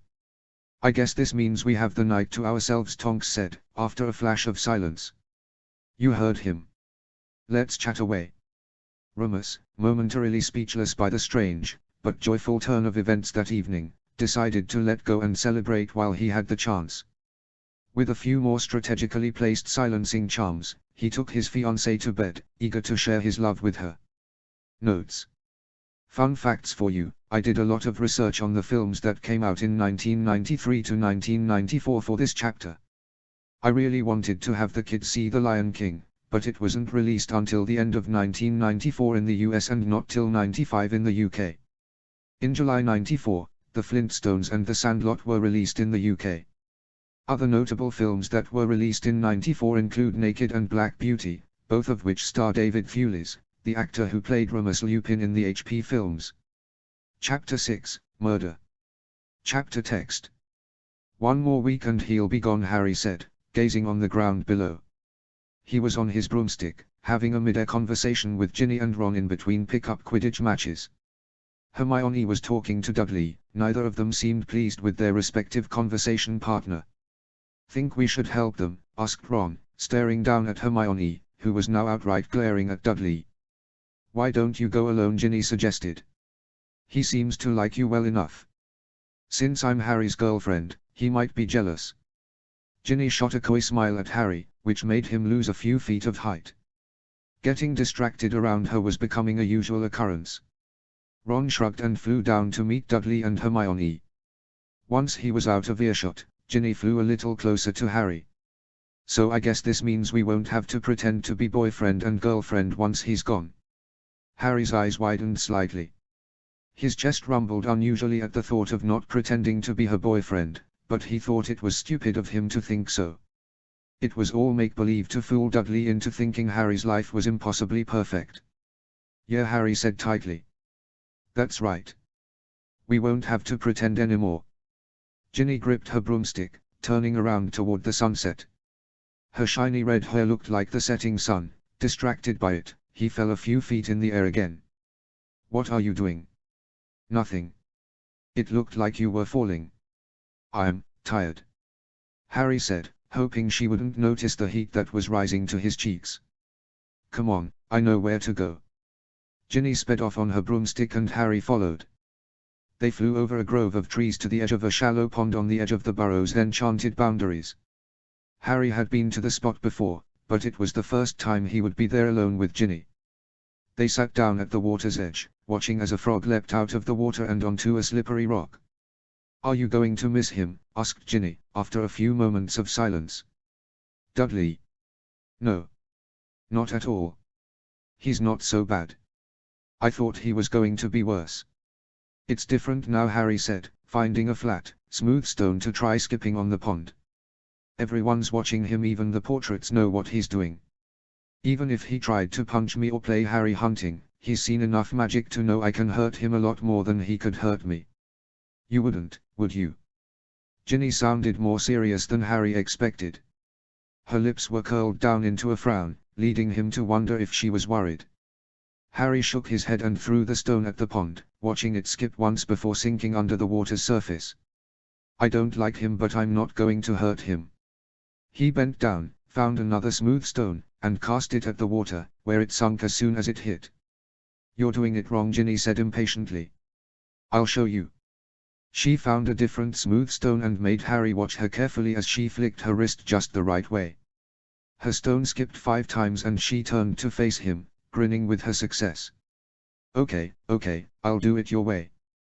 Harry picked up a stone, flicking his wrist the way that he saw Ginny do, and tossed it at the water. It skipped twice and sunk, while she threw another stone that skipped 6 times. She smiled smugly at him and the two went searching for more smooth stones. "I feel bad for him," Harry admitted quietly, once he'd found a stone. "Don't tell anyone I told you that." Ginny stopped in her tracks and stared back at him. "I thought you hated him." Harry exhaled forcefully. I don't hate him.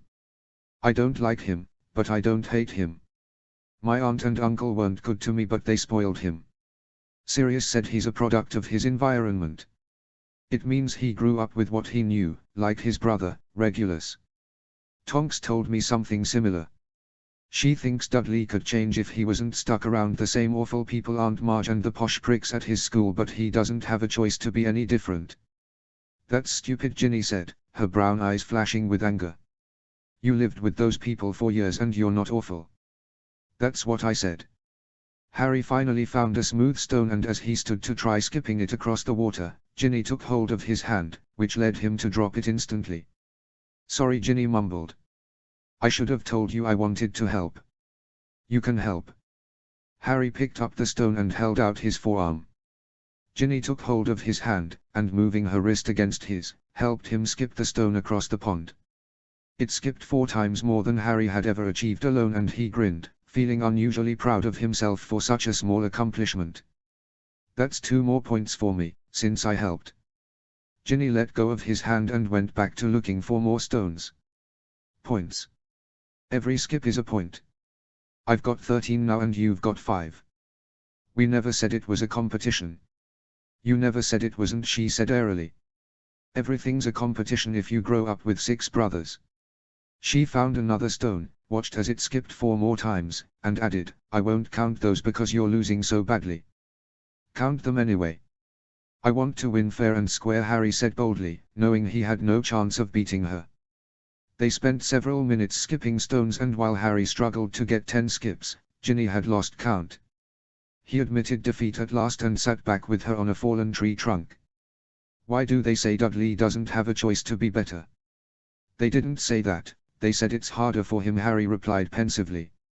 Sirius told me all about his brother. He said that even though Regulus had it a little better at home because his parents were nicer to him, Sirius had more freedom and better friends, like my dad and Remus. He told me that even though life isn't fair, I've got a better one than him now, and everyone knows it. Do you think Dudley knows it? He always makes it sound like he's got the best life. He's bluffing. Like I said, his life was better before and now it's worse. Mine's the opposite, but I've also got magic. Sirius told me not to rub it in his face anymore, so I just ignore him. Harry watched the sun's fading rays in the reflection of the water. Ginny scratched her nails against the bark on the tree, and he could see the top of her head in the water's reflection, where her fiery red hair shone brighter than the sun's rays. Are you going to call him Professor Black? Only when I've got class with him.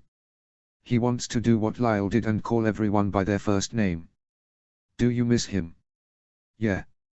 Harry put his palms on the trunk, feeling the rough wood against his Quidditch-calloused skin. He was everything a granddad should be. Harry kept his gaze away from Ginny. He didn't want to cry, in case they were summoned back to the burrow. He was ignoring Dudley effectively, but if his cousin saw evidence of tears, Harry would never hear the end of it. Ginny seemed to understand, as she changed the subject. When are Remus and Tonks getting married? No idea. They are going to live at our old house in Cardiff while I'm at school. Harry. Ginny. Where are you? Harry groaned. It was getting darker outside and they should have returned to the burrow by now. Having Voldemort on the loose made everything more complicated. He and Ginny grabbed their brooms and flew over the treetops to land just outside the garden, kicking bits of rock and grass everywhere as they touched down to the ground. Where have you been? Mrs. Weasley demanded. We were by the pond, skipping stones, Ginny replied evenly. Do you have any idea how dangerous it is to go outside of our boundaries? You could have been seen. You could have been. Molly, it's all right, Tonks interrupted. I know they're being careful. She winked at Harry and he grew hot, hoping Mrs. Weasley didn't take the statement the wrong way. They know what's at stake, Remus added. They've both seen what Voldemort's capable of. Harry felt the sudden urge to take hold of Ginny's hand. They almost never discussed what happened in the Chamber of Secrets, as she was mortified over the incident, but he wanted to give her something, anything that would make her feel better. Why don't we go inside? Tonks suggested. Whatever you've got cooking smells delicious and we've got loads to discuss for the World Cup tomorrow. Mrs. Weasley still looked worried, but took up Tonks's suggestion and led everyone back inside. Dudley and Mr. Weasley were the only ones already seated at the table, and Harry stifled a laugh, as Mr. Weasley had a box full of his favorite Muggle contraptions and was showing them off, oblivious that Dudley likely thought it was all rubbish. Harry sat with Ginny, Ron, and Hermione, eager to discuss the upcoming Quidditch match between Ireland and Bulgaria. While the adults coordinated portkeys and plans, Ron praised Bulgarian seeker Victor Krum and Ginny challenged him with the tales of the talents of Irish seeker Aidan Lynch. Hermione looked forward to the international gathering of witches and wizards, while Harry looked forward to seeing Quidditch's finest players. Almost everyone was going to the World Cup, with the exception of Mrs. Weasley and Dudley. Like Harry, Dudley was under everyone's watchful eye with Voldemort on the loose and for the duration of the Quidditch World Cup. As Muggles couldn't see the World Cup due to the enchantments around the stadium, Dudley be at the burrow with Mrs. Weasley. Harry suspected Dudley wouldn't mind being with her, as Mrs. Weasley was an excellent cook and Dudley was more pleasant with a full stomach. A few days after the World Cup, when it was time for Dudley to go back to March, they would try casting the blood protection charm over the two of them to afford them some level of protection anchored in Lily's sacrifice of love. They'd then go their separate ways until the Christmas holidays, though Remus and Tonks had let it slip that they might not see each other until Easter, due to some goings-on at Hogwarts. Intrigued, Harry had tried to learn more, but no one told him or his friends anything regarding events at Hogwarts. Dinner concluded with a toast to Ireland's Quidditch team and the promise of waking up too early the following morning. Despite the anticipated early start, Harry couldn't wait for what the next day would bring. "Ah!" Ron yelped. Harry sniggered behind his hand with Ginny and Hermione. The Vila spectacle before the Quidditch World Cup was underway, and while Harry found them interesting, Ron had become so engrossed in the show that he'd run headfirst into the thick glass of their private box. It was part of Sirius's birthday gift to Harry, paying for a private box and inviting Harry's closest friends and family to the World Cup, and so far the experience had been incredible. They'd taken portkeys early that morning to get into the box before nearly everyone else arrived to the World Cup grounds. The others trickled in over the course of the day, including the Tonkses, Mad-Eye, and the elder Weasley brothers, Bill and Charlie. They had many visitors in their box, including a roguish fellow called Ludo Bagman, who made a bet with the Weasley twins over the outcome of the match. They were visited by Barty Crouch Sr. as well, who Harry recognized from his custody hearings. Percy was attending the match with Crouch Sr., his new boss, and Harry tuned out what Percy had to say when he began discussing cauldron bottom thickness. Now that the opening ceremony had begun and all the visitors were back where they belonged, Harry could feel the excitement building upon seeing the sea of green and red in the stadium. Ron wasn't the only one mystified with the Velas. Bill, his oldest brother, was mesmerized by them, as were Fred and George, but none of them had run into the thick glass wall. The Velas seemed to make the biggest impression on the younger wizards, except for Charlie Weasley. The older wizards Mad-Eye, Mr. Weasley, Ted Tonks, Remus, and Sirius, seemed less affected by the Velas. Tonks looked very smug about Remus's apparent indifference, though Harry didn't know why. The match flew by. Crum's impressive catching of the snitch, however, came at just the wrong time. Ireland was ahead and won by 10 points, a single goal, and the stadium erupted into loud cheers for Ireland's victory. The twins were eager to find Ludo to collect their winnings, but Mr. Weasley stopped them from leaving the box. "We're not leaving until the stadium clears out," Mr. Weasley announced. "Alastair and Tonks are going to the bottom of the stands to keep an eye out, and the Tonkses are going home first." As he said this, Bill and Charlie followed Mad-Eye and the three Tonkses out of the private box, without being stopped by Mr. Weasley. "Why are we waiting?" asked Ron. "And why do Bill and Charlie get to go? They're of age. Everyone else is not, and we're taking precautions." Mr. Weasley was unusually stern. He had glanced at Harry twice, leading him to think that the precautions were because of him alone. "It shouldn't be more than an hour," said Remus. "We'll have food." A little pop in the corner of the box announced Creature's arrival.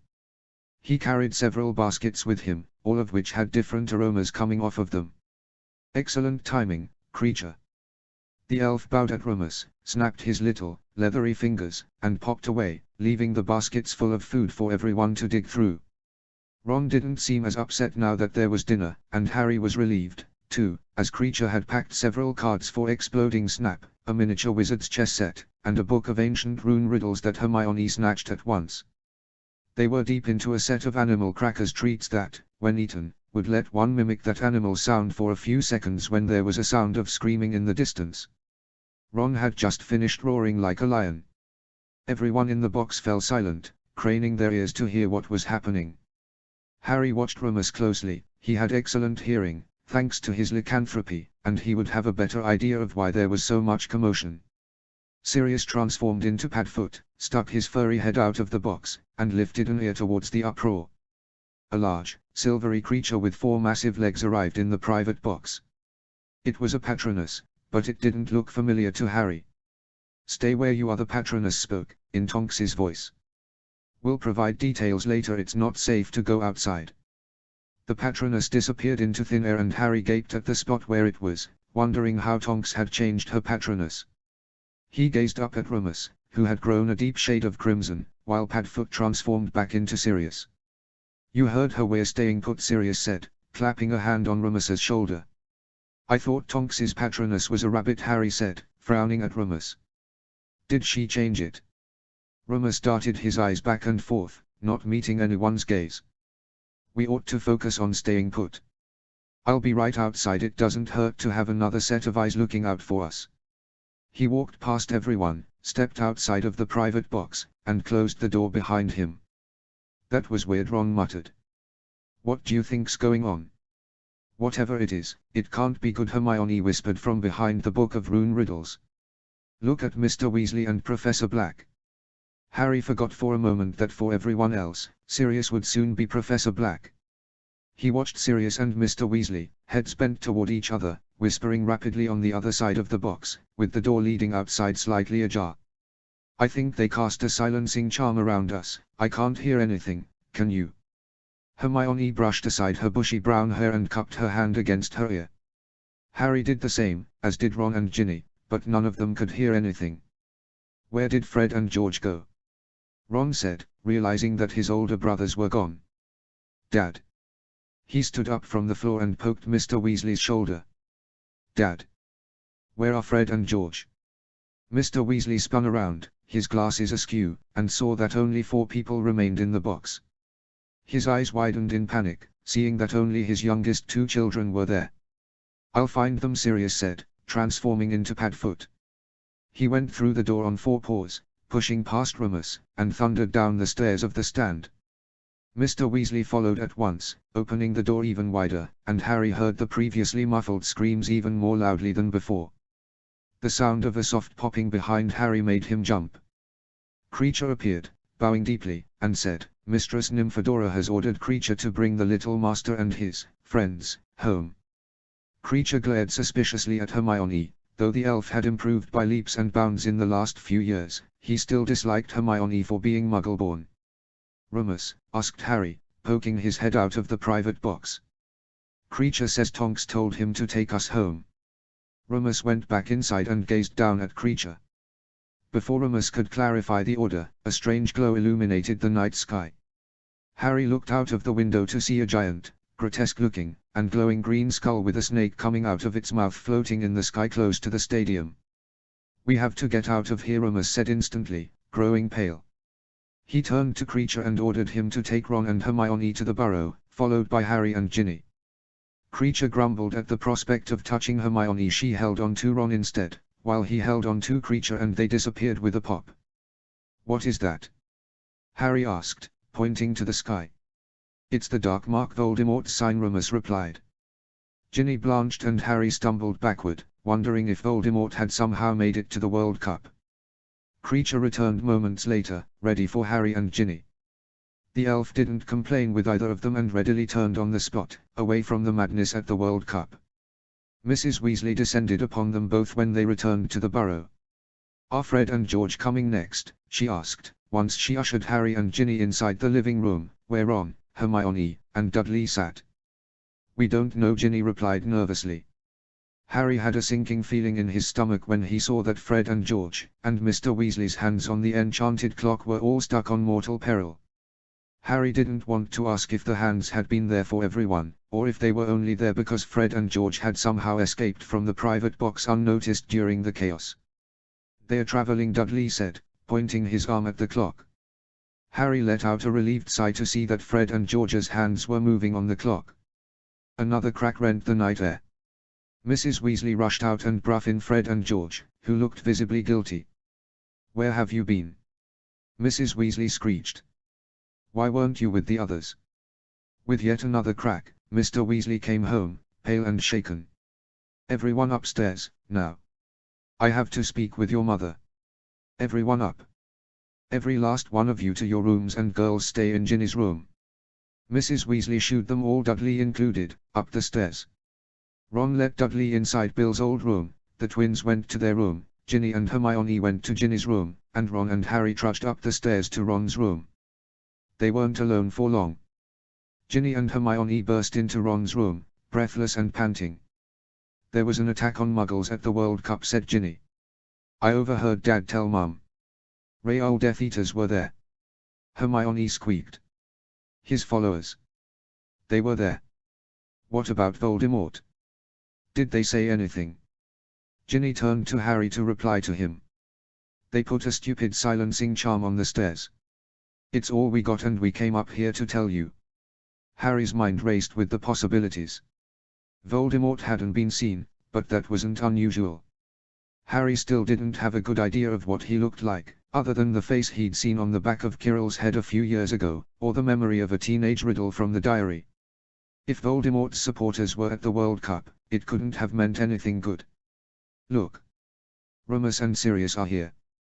Ginny exclaimed, pointing at the window. Harry, Ron, and Hermione clambered there and saw the familiar figures walking to the burrow. Harry's brow knit together, wondering what happened to the others. Were Tonks and Mad-Eye safe? Did Bill, Charlie, and Percy make it away? Were the Tonkses safe, too? "I'm going to see if I can hear anything," Ginny offered. She went out of the room and pattered downstairs. "What do you think happened to Fred and George?" asked Ron, now that Hermione sat on Ron's bed and Harry stood, staring at the floor with worry for those who were unaccounted for. "They looked guilty to me. I know they wanted to go after that Bagman bloke for their gold," Harry said heavily, hoping the twins hadn't risked their lives to collect a winning bet from an obvious swindler. He paced the length of the small bedroom anxiously, waiting for Ron to announce the arrival of Tonks. "Are you seeing what I'm seeing?" asked Ron, beckoning for Harry to join him at the window. Harry rushed over, hoping to see Tonks, but instead saw a taller figure moving in the shadow of the darkness. "Is Professor Dumbledore supposed to be here?" Harry cleaned his glasses on his shirt to make sure he was seeing properly. He thought Ron might have been mistaken, but it was obvious Dumbledore was on his way to the burrow, walking purposefully across the grassy field toward the house. Hermione joined them at the window, too, and she confirmed what Ron was seeing. Harry ran out the door to the staircase. He needed to know immediately if something happened to Tonks, but he was pushed back from the last staircase by an invisible barrier. "Ow!" He rubbed his forehead, realizing he'd stumbled against the corner of a sharp picture frame hanging on the wall. "Come here," Ginny whispered from her doorway. "You can hear better." Harry went inside Ginny's bedroom and she led him to the corner opposite the door, where a floorboard had been set aside. She put her finger on her lips and crooked her finger to have Harry join her. There was a snitch-sized hole in the floor beneath the floorboard. Harry could see the faint outline of tall Mr. Weasley, and Ginny put a piece of parchment above the hole to cover it. "They can't know we can hear them," Ginny whispered into Harry's ear, making his spine shiver. He and Ginny bent their heads over the spot to listen. "Merlin's beard. Murdered, you say?" Mr. Weasley said, aghast. "She didn't stand a chance," Dumbledore replied solemnly. "There was nothing any of us could have done to prevent it. I found out too late to stop it. You know what this means, Remus?" "Yes," Remus replied, in a strangled voice. "How are we going to tell?"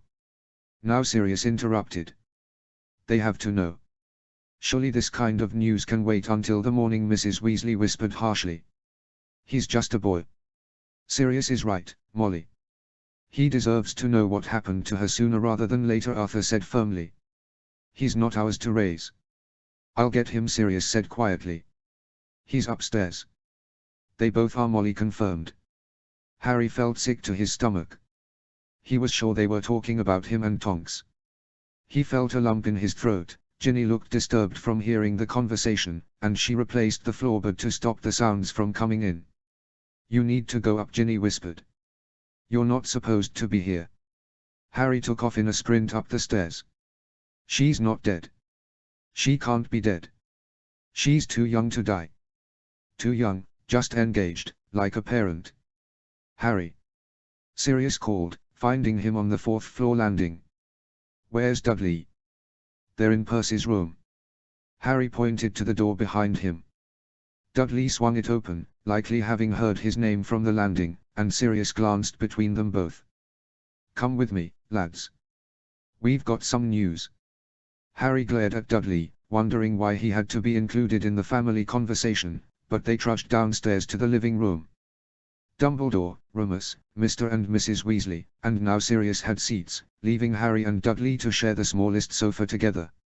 "I'm afraid we have some unfortunate news to share with you," Dumbledore said solemnly, facing Harry and Dudley.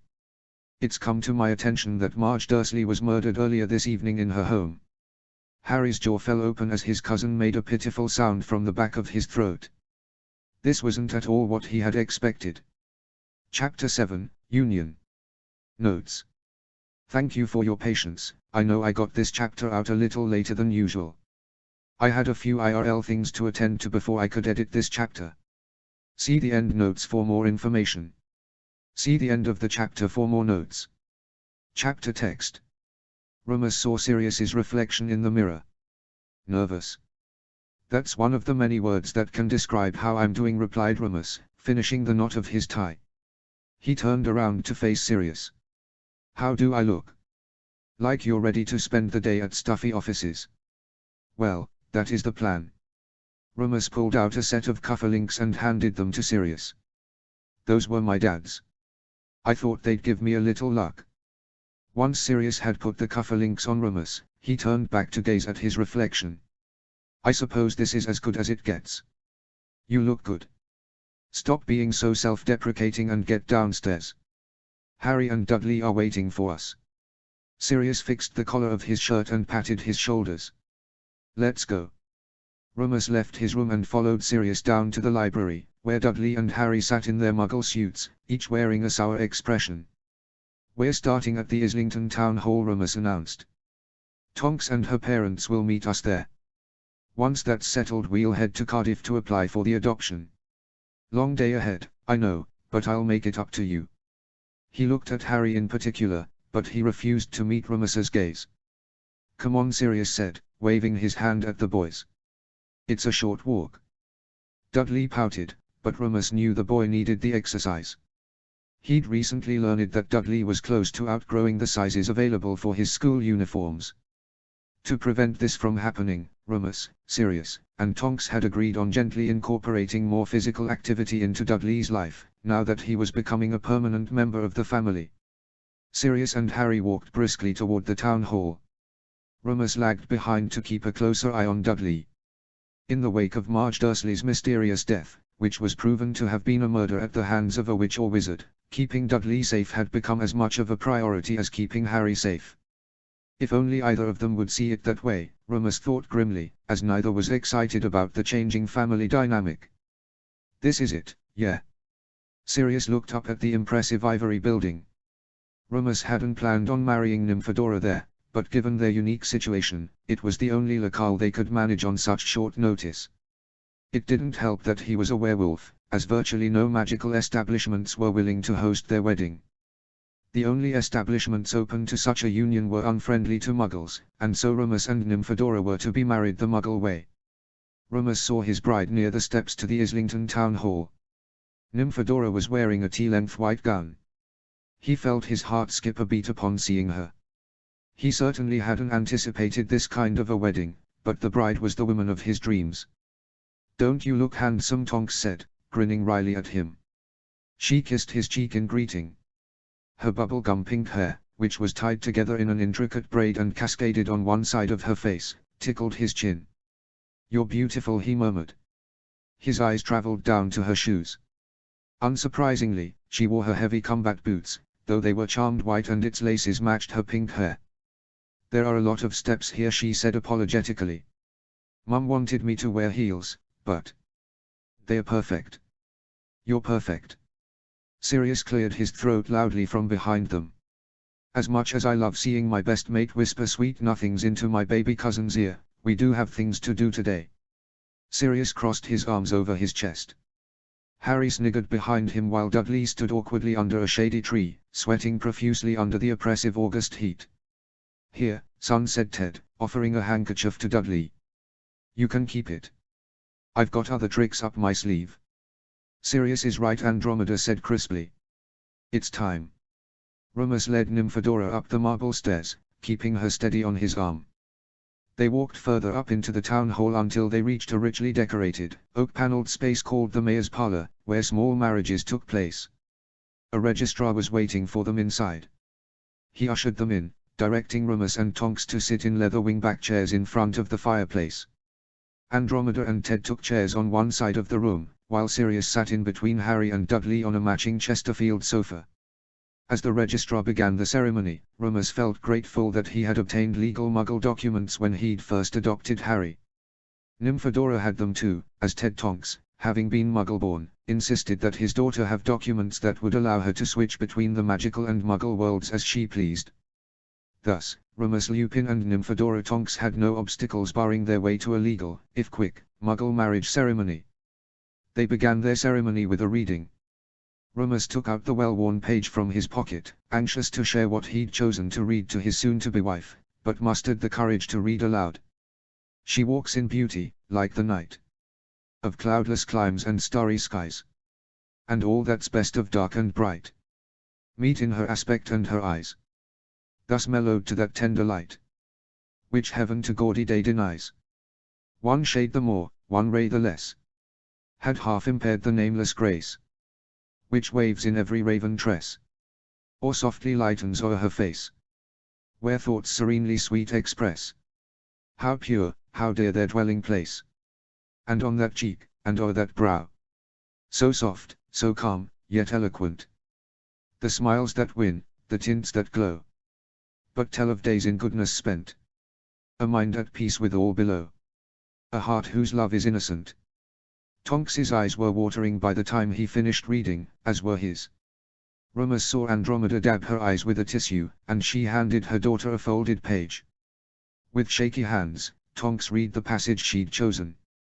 I have for the first time found what I can truly love, I have found you. You are my sympathy, my better self, my good angel, I am bound to you with a strong attachment. I think you good, gifted, lovely, a fervent, a solemn passion is conceived in my heart, it leans to you, draws you to my center and spring of life, wraps my existence about you, and, kindling in pure, powerful flame, fuses you and me in one. It was because I felt and knew this, that I resolved to marry you. Though neither reading was very long, Remus felt overwhelmed with emotion as he heard the words spoken out of their mouths. He never thought he'd know love in the way he'd come to love Nymphadora. After they read their respective passages, they said their simple vows to unite them in marriage. It didn't take long, as they decided to use the ones suggested by the registrar. The entirety of their marriage ceremony took less than 15 minutes, but when they walked out of the mayor's parlor, it was as husband and wife. One day we'll have a magical ceremony, too, said Tonks, leaning in to kiss Remus for another photograph. But today, this felt right, didn't it? Remus pressed his lips to her forehead and held her face in his hands. He nodded, thinking that for all its simplicity, their wedding ceremony had been perfect. A few more pictures, and then we've got to go, Sirius called, holding the camera in his hands. There was hardly any time to celebrate the wedding, as the sun was high in the sky, which meant their next task approached. After finding an apparition point in an alley near the town hall, they planned for their next appointment. We'll meet you at the court, last I checked, Dudley here doesn't like apparition, Ted said jovially, shaking Remus's hand. He turned to Dudley with an outstretched arm, and though Dudley had already turned a delicate shade of green upon hearing of their transportation method, Ted disapparated on the spot before he could protest. Harry, come with me, Sirius said, waving Harry over. We'll see you there. Harry took Sirius's arm confidently and the two turned on the spot, disappearing with a crack. You're home in Cardiff, if I'm not mistaken, asked Andromeda. I need your help with the buttons and the lace, Tonks said. I don't think Remus'll figure out fast enough for us to get to the court in time. Andromeda turned on the spot, leaving Remus and Tonks in the alley. Are you sure about this? Asked Remus, once they had a moment to themselves. You don't have to. We're going to make it work, Tonks replied instantly. It's for all of us, besides, I just married you. I'm in this for good now. She stood on her tiptoes, planting a light kiss on the tip of his nose, and he felt giddy as the realization washed over him that she was now his wife. We should be going though, otherwise Mum's going to think we're up to no good out here. Remus took her hand and turned on his heel. A suffocating instant later, they had arrived in the garden of the Lupin home in Cardiff. I'll be right back, called Tonks, hustling into the house to change. When she returned minutes later, her wedding gown was replaced with a plain, black A-line dress. Her hair remained in its pretty pink braid, but her combat boots had returned to their usual black. I'm ready for the Family and Civil Justice Center. We've got an application to submit. Where's your mum? She's unpacking my things, if that's all right. She told me I couldn't be trusted to put my stuff away without creating a mess. Tonks rolled her eyes, shaking her head, but Remus quietly agreed with his new mother-in-law, thinking it better for everyone if Andromeda did the organizing. With another turn on their heels, Rummus and Tonks arrived to the Family and Civil Justice Centre in Cardiff. They rushed in, finding the proper courtroom, and settled next to Dudley, Sirius, Harry, and Ted. "Got here just in time," Rummus said breathlessly, as they were called up to the magistrate. "Custody arrangements for a Mr. Dudley Dursley," the magistrate announced dully.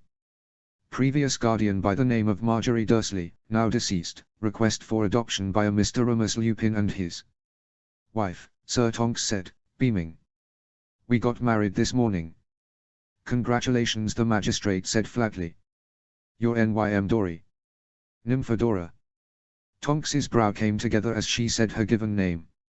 "It's now Nymphadora Lupin Tonks." "Very well. Mr. Lupin, you took custody of Mr. Harry Potter a few years ago. You claim he's the maternal cousin of Mr. Dursley." "I have their paperwork." Rummus pulled out an envelope from his suit jacket. Inside were copies of Harry and Dudley's Muggle birth certificates, which listed their mothers' maiden names. With Dumbledore's help, he'd managed to produce copies of Lily and Petunia's birth certificates, showing they shared the same parents, thus cementing the relationship between Harry and Dudley. "Lily, Harry's mum, was a friend of ours from school," explained Rummus, pointing to Sirius. "We recently tried reconnecting Harry and his cousin when Miss Dursley died unexpectedly." "No other kin available?" the magistrate asked, eyeing everyone suspiciously. "Everyone else is deceased," Rummus replied. "Marge Dursley was Dudley's last living relative, with the exception of Harry. We think it's best if we keep them together now, and they agree." Rummus tried not to sound too unsure of himself, as neither Dudley nor Harry were excited by the prospect of legally becoming brothers under the Lupins' custody. "We contacted Children's Services as soon as we found out that Marge passed away. They helped us arrange this so quickly so Dudley can continue his studies at Smeltings. That school in Hertfordshire." "Correct," replied Rummus. "Dudley's been offered full room and board, but we want him to have a home when he's not at school." "Good thing he's got a scholarship," the magistrate said, looking through Rummus's Muggle income documents. "You barely make enough as it is. Doesn't matter now, as you're married. Your wife's income is more than sufficient for a family of 4, not to mention she's in better health." Tonks winked at Rummus. He felt guilty, knowing it was his fault the marriage was so hastily put together. Children's Services was willing to reapprove his initial adoption qualifications upon learning that he was engaged. They strongly suggested having a 2-parent household would help them secure the custody arrangements. As Rummus was not a healthy man, given his ironic Muggle diagnosis of lupus, they suggested an additional, permanent partner would bolster his case. The magistrate looked through the papers under his nose, breathing heavily. He stamped several of them in various places and handed them back to Rummus. "Temporary custody granted for 6 months, if Mr. Dursley agrees. Barring any obstacles, we can extend custody again until an adoption can be finalized." The magistrate glanced over his desk. "Mr. Dudley, do you agree?" Dudley swallowed hard and nodded in agreement. Rummus felt sorry for him, as he truly had no other option for his personal safety. When he'd learned Marge died, he thought of asking his friend Piers if his family could take him in, but with the reminder that the people who had killed Marge were after his life, Dudley had no choice but to agree to living among wizards. "Congrats again on your marriage," the magistrate said half-heartedly, waving them away. "You're dismissed." They filed out of the courtroom and back to the sunny street outside the Family and Civil Justice Centre. No one but Tonks looked especially happy. Rummus could hardly blame them, after spending so much time in between Muggle legal proceedings. "I bet Mum's got something for us at the house," Tonks said brightly. "Our house?" Harry scoffed behind her and Sirius whispered something into his ear. "Let's get back to eat." "This one is itching to see his friends," Sirius said, pointing at a scowling Harry, "and I've got to finish packing." Minutes later, they'd returned to the home in Cardiff, where Andromeda was indeed making a small feast for them. "One day we'll have a larger wedding celebration, but this will do for now," Andromeda said, sighing morosely. Rummus felt guilty over the hasty marriage, knowing it was done almost solely for Harry and Dudley's benefit, but Tonks was the one to suggest a quick ceremony to placate the authorities. She claimed she didn't mind a quiet wedding, insisting that when it was safer, they'd celebrate their marriage in a more public way. "Let's have a toast." Sirius said, summoning glasses of champagne to the table. To the new Mr. and Mrs. Lupin, to the newly expanded Lupin family, and to the continued good health and life of my godson, Harry. As Remus gazed upon those gathered in the kitchen of his parents' old home, he sat back in awe, thinking of how much had changed in the last 4 years. Sirius was free and innocent at last. Harry was Remus's son, Nymphadora was his wife. Andromeda and Ted were now his in-laws, and he'd gained another son in Dudley Dursley. Though Remus had lost his father, he wondered what Lyle would think of the life he had now. It was a far cry from the life Remus expected he'd have, and though the future was uncertain, he was grateful for those at his side. "You're joking," Remus said, shaking his head at Dumbledore. "I'm not qualified for this."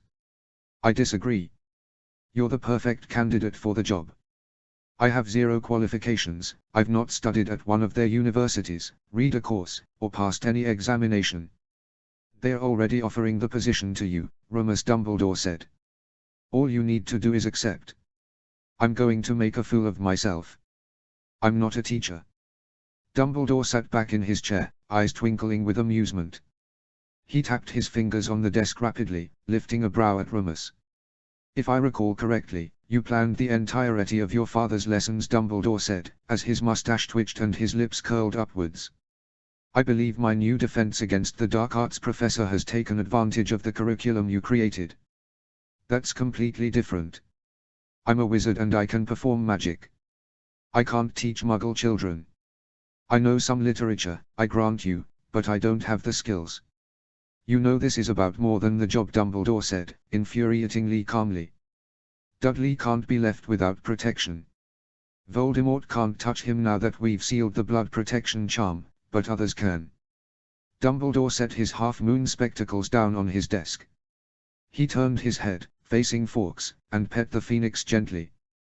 "Voldemort didn't kill Marge Dursley. Someone did it for him, and we are fortunate that Dudley was well protected at the time of the raid on her home. They know who he is, Remus, and we can't allow Voldemort to return." "So you expect me to teach Shakespeare to a bunch of Muggles?" "The headmaster of Smeltings certainly does." Dumbledore's mustache twitched again and Remus found himself wondering how he'd trusted his own headmaster for so long. "Headmaster Parsons expects you in a week. He's under the impression you live near the school, and I was happy to let him think so." "But won't Dudley be at risk if he lives there?"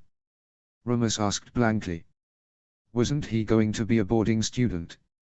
"I recommend he live with you or your in-laws," Dumbledore replied dryly. "Perhaps you can move back into Grimmauld Place." "Wait, what about Kreacher? Couldn't I have Kreacher follow Dudley around?"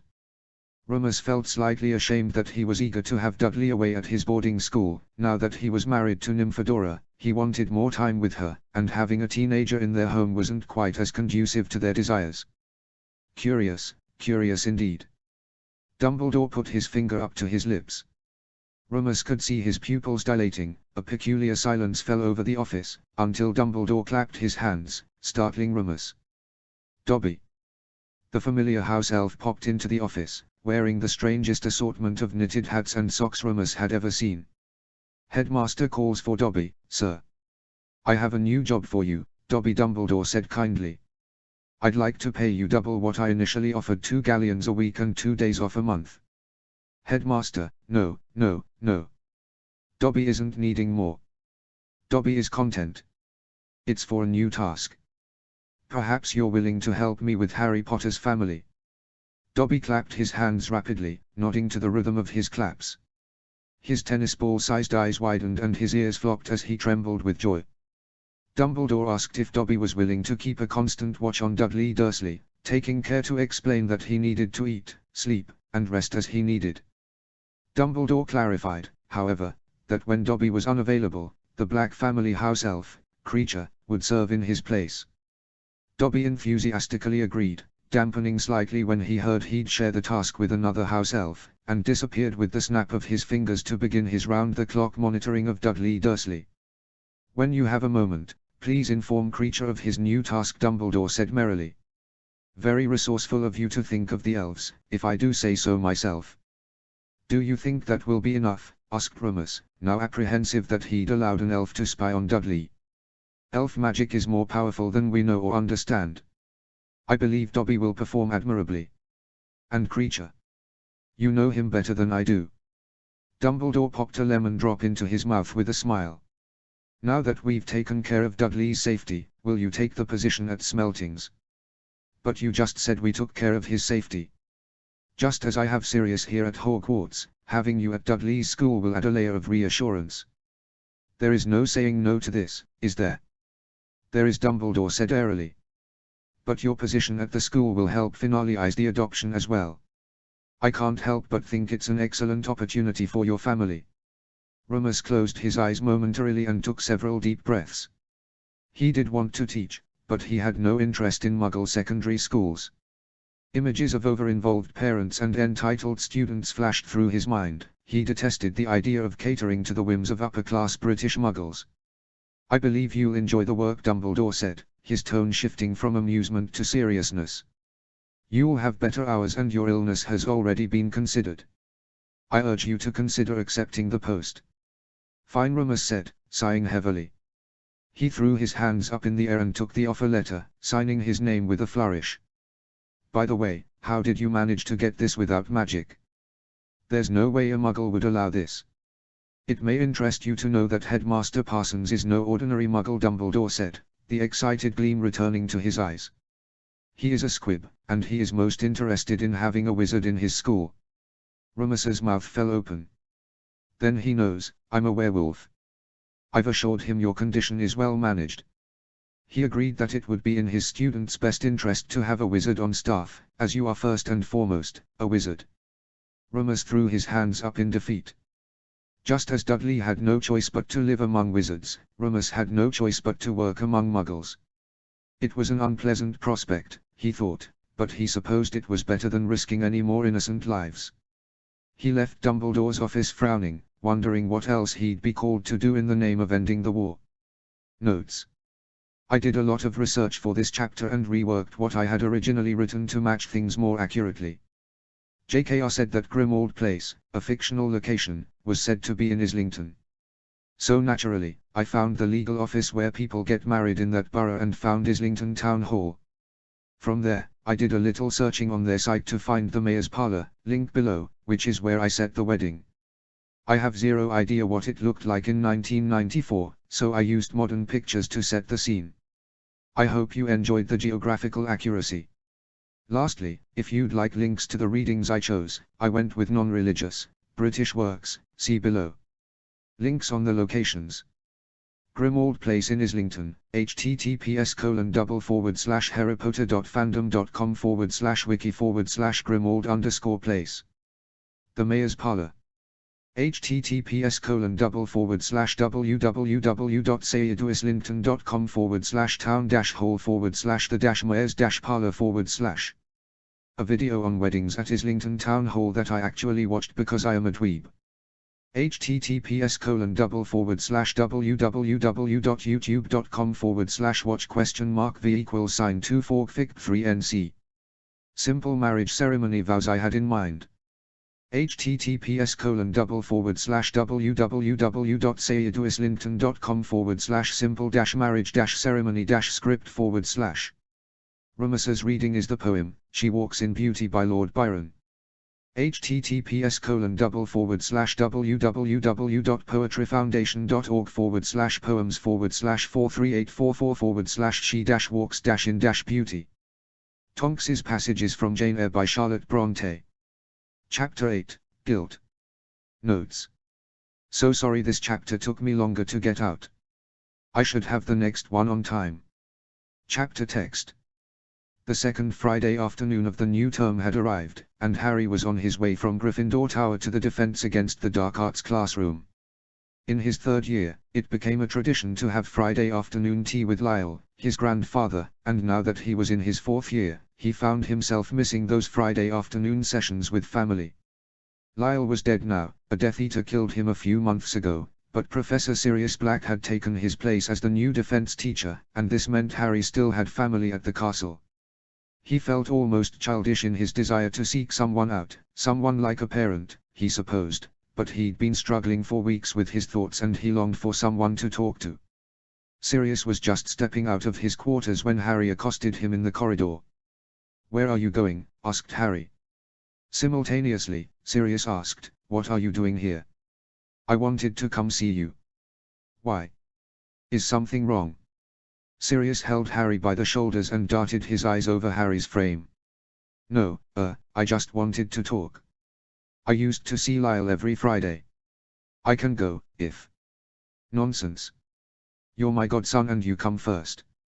Sirius tapped on his door in a rhythm and it opened up to reveal his quarters.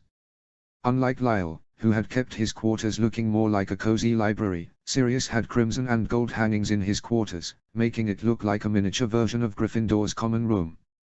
Harry felt as home there as he had when Lyle occupied the space, and he threw himself into a squashy red armchair across from the roaring fireplace. "What's on your mind, Harry?" asked Sirius, once he'd settled into a matching armchair across from Harry. "It's about Dudley," Harry blurted, surprising himself with his honesty. "I feel something." Sirius waved his wand at something behind Harry. A teapot, 2 empty cups, and a tin of biscuits zoomed across the room but landed gently on a table between them. "Anger?" Sirius suggested, arching a brow at Harry as he filled the teapot with water and charmed it to boil. "No, it's going to sound stupid. Unless you're concerned Dudley is a secret Death Eater, I doubt what you have to say is stupid." With the water boiling, Sirius placed a tea bag in each of the cups and poured the water over them. "I feel guilty," Harry admitted quietly. It's my fault he's stuck with us, and that Marge got murdered." "Ah." Sirius put a teaspoon of sugar into his tea, swirled his spoon around, and took a slow sip. "Being related to you does have its challenges, but it's not your fault there's a dark wizard after your life. As for Marge, I feel bad because I hated her but she didn't deserve to die." "Are you afraid that's going to happen to Dudley?" asked Sirius, pushing a small plate of biscuits towards Harry. "Yes, and remember what you said when you talked about your brother Regulus. You wish you could have reconciled with him." Harry recalled that the night Remus had snapped at him for being petty towards Dudley, Sirius had come into his room to talk to him about his brother Regulus. Knowing now that Regulus had contributed a little to Voldemort's future downfall, Sirius expressed his regret that they were never reconciled in life, and wished things had been different in his family. Harry hadn't cared much about that until Sirius mentioned that Lily also had a falling out with her sister, Petunia, over magic. He'd said that Lily always wanted a chance to have a better relationship with her sister, but it never happened. Sirius urged Harry not to repeat the mistakes of the past, and while the advice seemed to make sense, he had no idea how to put it into practice. Truthfully, Harry had no clue how to move from open dislike to begrudging acceptance of an estranged family member, and the only person he realized who might know was his godfather, who had been gaping at Harry for several seconds after being asked about Regulus. "Yes," Sirius said, after a few moments. "Is that what you want to do with Dudley? Reconcile?" "Maybe. I don't know. I thought since, well, you and Malfoy are family, do you know how to reconcile with a cousin you don't like? Narcissa Malfoy is very different than Dudley Dursley. But you don't like her, right?" Sirius sighed heavily and put his teacup down. "No, I don't, but it's more complicated with her." "Then what am I supposed to do?" Harry asked, deflating in his seat. "I already know he's jealous of me and I know what that's like. I don't want him to die but I can't just be nice to him, can I?" Sirius had a curious gleam in his steely grey eyes. "Have you talked to Moony about this?" "No," Harry said, scowling. "He's too busy." Sirius lifted an eyebrow at Harry disapprovingly. "Too busy? He's married now." "Married doesn't mean he's busy, Harry." Sirius kept his gaze steady on Harry. "Is it Tonks? Are you upset with her?" "No, I like her, and I'm happy she adopted me, but they have their own family now. One day they'll have their own kid and they won't want me around anymore." "Oh, Harry, no, that's not true at all," Sirius said, reaching a hand out to pat Harry's shoulder. "That couldn't be further from the truth. You know they both love you." "For now," Harry muttered. "But when they have their own kid I won't matter and you're going to die soon, so." "Not this again," Sirius groaned. "The last few years have been especially deadly for the defense professors, but that doesn't mean I'll die." "Say you do. Who will be left?" "Andromeda and Ted won't care, they'll have their own grandkid." Harry, really, what's gotten into you? Sirius said gently. No one's going to forget about you. Harry looked away from Sirius and into the crackling fire.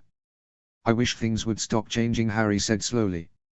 I used to think I'd never have to see Dudley again, but now he's legally my brother Remus and Tonks's kid. I'm stuck with him and we both hate it.